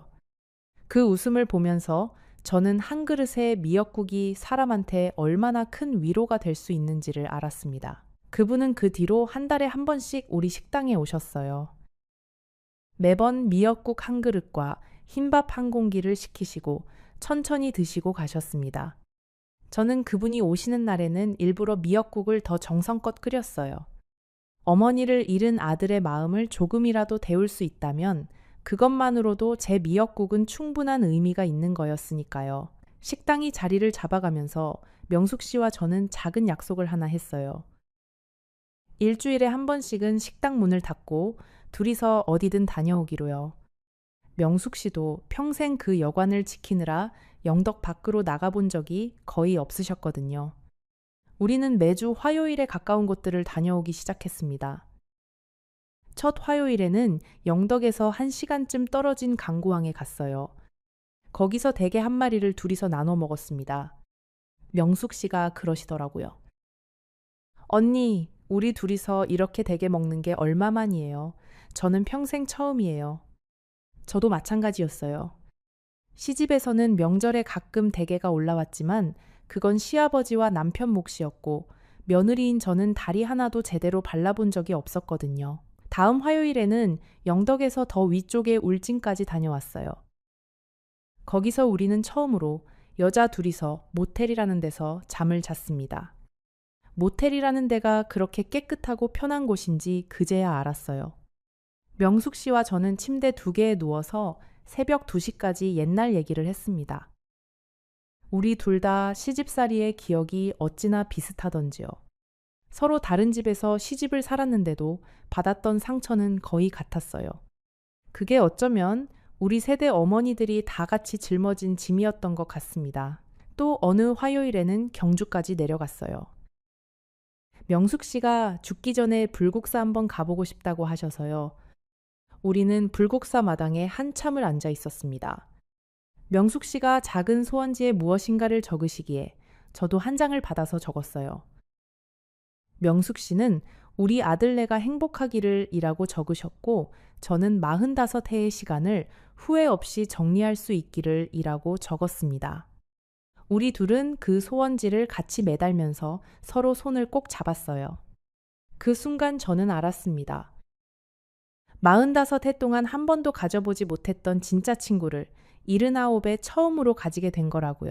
경주에서 돌아오는 길에 우리는 작은 시골 다방에 들렀어요. 거기서 명숙 씨와 저는 쌍화차 한 잔씩을 시켜놓고 2시간을 앉아 있었습니다. 옆 테이블에는 우리 또래의 어르신 2분이 화투를 치고 계셨어요. 그 모습을 보면서 명숙 씨가 그러시더라고요. 언니, 우리도 이제 저런 거 좀 배워야 하지 않을까요? 저녁에 둘이서 화투라도 치면서 시간을 보내요. 저는 웃으면서 고개를 끄덕였습니다. 그날 우리는 다방에서 화투 한 벌을 사서 영덕으로 돌아오는 차 안에서 어르신께 화투 치는 법을 배워가지고 왔어요. 그날 밤부터 우리는 매일 저녁 식당 문을 닫고 나면 둘이서 작은 상에 앉아 화투를 쳤습니다. 45해 만에 처음으로 저녁 시간이라는 게 어떤 건지를 알게 된 거예요. 식당 일이 익숙해질 즈음 저는 동네 어르신들한테 한글을 가르치기 시작했어요. 마을회관에서 일주일에 2번씩 글을 못 읽는 할머니들 몇 분께 한글을 가르쳐 드린 거예요. 저는 학교를 많이 다닌 사람은 아니었지만 그래도 한글은 읽고 쓸 줄 알았거든요. 그 동네에는 평생 글을 못 읽고 사신 할머니들이 의외로 많았습니다. 처음 수업을 시작하던 날 한 할머니가 그러시더라고요. 순자 할머니, 저는요, 평생 시장에서 글자가 무서웠어요. 약 사러 가면 약 이름을 못 읽어서 늘 누구한테 물어봐야 했어요. 그게 그렇게 부끄러웠어요. 그 말을 듣고 저는 또 마음이 아팠습니다. 3달 정도 가르쳐 드렸을 때 그 할머니가 처음으로 자기 이름을 한글로 쓰셨어요. 박옥자. 박옥자 할머니가 자기 이름을 종이에 쓰시고는 한참을 그 종이를 들여다 보셨습니다. 그러시더니 우셨어요. 순자 할머니, 내가 78살이 되어서야 내 이름을 처음 써봤어요. 78해 동안 내가 누군지를 종이에 적어본 적이 없었어요. 저는 그 할머니를 꼭 안아드렸어요. 그날 마을회관에 있던 다른 할머니들도 다 같이 우셨습니다. 그 자리에서 저는 알았어요. 제가 영덕에 와서 한 가장 잘한 일은 식당을 차린 것도 아니고 명숙 씨를 만난 것도 아니었어요. 이 할머니들한테 자기 이름을 쓰는 법을 가르쳐 드린 거였습니다. 식당을 운영하면서 알게 된 게 하나 있었어요. 사람들은 결국 따뜻한 밥상을 그리워한다는 거예요. 어떤 손님은 일부러 1시간 반을 운전해서 우리 식당에 오셨고 어떤 손님은 한 달에 한 번씩 단골로 오셨습니다. 모두가 다른 사연을 가지고 있었지만 모두가 같은 것을 찾고 있었어요. 어머니가 차려주는 것 같은 밥상. 그리고 그 밥상 너머에서 자기 이야기를 들어줄 수 있는 누군가의 따뜻한 시선. 저는 그 식당에서 45해 동안 차린 밥상의 의미를 비로소 다시 봤어요. 그 집에서 차린 밥상은 의무였다면 이 식당에서 차리는 밥상은 선물이었습니다. 똑같은 미역국인데 그 마음의 무게가 그렇게 다르더라고요. 어쩌면 45해의 그 무거운 시간이 있었기에 이 가벼운 시간이 더 소중하게 느껴지는 건지도 모르겠어요. 겨울이 다가오던 어느 날이었어요. 그날도 저는 아침 일찍 식당 앞을 쓸고 있었습니다. 멀리서 택시 한 대가 천천히 다가오는 게 보였어요. 시골 마을이라 택시가 들어오는 일이 흔치 않아서 저는 그 차를 그냥 바라봤습니다. 그런데 그 택시가 우리 식당 앞에 멈춰 서더라고요. 택시 문이 열리고 한 노인이 천천히 내렸어요. 흰 머리가 더 많이 늘었고 등이 살짝 굽었고 손에는 작은 종이 가방 하나를 들고 있었습니다. 저는 빗자루를 든 채로 그 자리에 한참을 서 있었어요. 1년 만에 보는 남편이었습니다. 그 사람이 저를 어떻게 찾아냈는지는 나중에 들었어요. 아들한테 사정사정해서 제 위치를 알아냈다고 하더라고요. 아들도 처음에는 절대 안 알려주려고 했는데 그 사람이 아들 집 앞에 사흘을 앉아 있었답니다. 결국 아들이 며느리한테 의논하고 며느리가 저한테 먼저 연락을 해서 어머님이 만나주실 의향이 있으시냐고 물었어요. 저는 잠시 후에 그 질문에 어떻게 답했는지를 들려드릴게요. 며느리가 저한테 전화를 했을 때 저는 식당에서 점심상을 치우고 있었어요. 며느리 목소리가 떨리고 있더라고요. 어머님, 저 아버님이 어머님을 한번 뵙고 싶다고 하시는데요. 어머님 위치를 알려드려도 될까요? 저는 식당 의자에 앉아서 한참을 생각했습니다. 보고 싶을까? 보고 싶지 않을까? 솔직히 말하면 보고 싶지 않은 마음이 더 컸어요. 그런데 또 한편으로는 45해를 같이 산 사람이니까 적어도 마지막 인사 정도는 해야 하지 않을까 하는 마음도 있었습니다. 저는 결국 며느리한테 그랬어요. 알려드려도 된다. 다만 한 가지 조건이 있다. 그 사람은 혼자 와야 한다. 그리고 강요하지 않아야 한다. 내가 만나기 싫다고 하면 그냥 돌아가야 한다. 며느리가 그러더라고요. 네, 어머님. 제가 아버님께 잘 말씀드릴게요. 그 통화가 있고 나서 사흘 뒤 그 사람이 우리 식당 앞에 도착한 거였습니다. 그 사람이 식당 앞에 내려서 저를 봤을 때 저는 그 사람의 얼굴에서 처음 보는 표정을 봤어요. 45해를 살면서 한 번도 본 적 없는 표정이었습니다. 두려움이었어요. 그 사람이 45해 동안 저한테 단 한 번도 미안하다고 말한 적이 없는 그 사람이 저를 보고 두려워하고 있었어요. 저는 빗자루를 식당 벽에 기대 놓고 천천히 그 사람한테 다가갔습니다. 그리고 이렇게 말했어요. 먼 길 오셨네요. 식당에서 따뜻한 거 한 그릇 드시고 가세요. 그 사람은 입술을 달싹였지만 아무 말도 못했습니다. 저는 그 사람을 식당 안쪽 자리로 안내했어요. 그리고 명숙 씨한테 손님 한 분 따뜻한 미역국 한 그릇 부탁해요 라고 했습니다. 명숙 씨는 그 사람이 누군지를 단번에 알아챈 눈치였지만 아무 말 없이 부엌으로 들어갔어요. 미역국이 나오기를 기다리는 동안 그 사람과 저는 마주 앉아 있었습니다. 45해를 같이 산 사람과 마치 처음 보는 사람처럼 그렇게 마주 앉아 있는 게 얼마나 이상한 일인지 몰라요. 그 사람이 먼저 입을 열었어요. 당신 많이 변했네. 저는 작게 웃었습니다. 네, 1년 동안 많이 변했어요. 당신은요? 그 사람은 한참을 대답을 못했어요. 그러더니 들고 있던 종이 가방을 식탁 위에 올려놓았습니다. 가방 안에는 제가 시집 올 때 가져갔던 작은 자개함이 들어있었어요. 그 자개함은 친정 어머니가 제 혼수로 챙겨주신 거였습니다. 그 사람이 그걸 가져왔다는 게 그 사람 나름의 사과 방식이었던 것 같아요. 자개함의 뚜껑을 열어보니 안에는 제 옛날 결혼 사진이 한 장 들어있었어요. 25살의 제가 한복을 입고 수줍게 웃고 있는 사진이었습니다. 그 옆에는 그 사람이 손으로 쓴 짧은 편지가 한 장 있었어요. 편지에는 이렇게 적혀 있었습니다. 여보, 45해 동안 한 번도 못했던 말을 이제야 합니다. 미안하오. 정말 미안하오. 당신이 차려준 그 모든 밥상, 사실은 한 번도 당연하지 않았던 거였소. 그 편지를 읽으면서 저는 식당 의자에 앉은 채로 한참을 가만히 있었어요. 화도 안 났고 기쁘지도 않았어요. 다만 뭐랄까 45해 동안 막혀있던 어떤 둑이 천천히 무너져 내리는 그런 느낌이었습니다. 여보, 집으로 돌아오면 안 되겠어? 그 사람이 결국 그 말을 했어요. 내가 잘못했어. 제사도 당신 말대로 줄일게. 다 줄일게. 식구들한테도 다 말해놨어. 이제 당신 좀 편하게 살게 해줄게. 저는 그 사람을 한참을 봤습니다. 그 사람의 흰 머리를 굽은 등을 떨리는 손을. 45해를 같이 살아온 그 사람이 지금 제 앞에서 처음으로 무릎을 꿇고 있는 거나 마찬가지였어요. 그런데 신기하게도 그 모습을 보면서 제 마음이 흔들리지 않았습니다. 왜였을까요? 45해를 기다려도 안 나오던 그 말이 1년 만에 나왔거든요. 제가 집을 나오기 전에 단 한 번이라도 그 말을 들었더라면 저는 절대 그 집을 나오지 않았을 거예요. 그런데 그 말이 너무 늦게 왔습니다. 저는 미역국을 그 사람 앞에 놓아드리면서 천천히 이렇게 말했어요. 이거 드시면서 천천히 들으세요. 제가 이 1년 동안 어떻게 살았는지를요.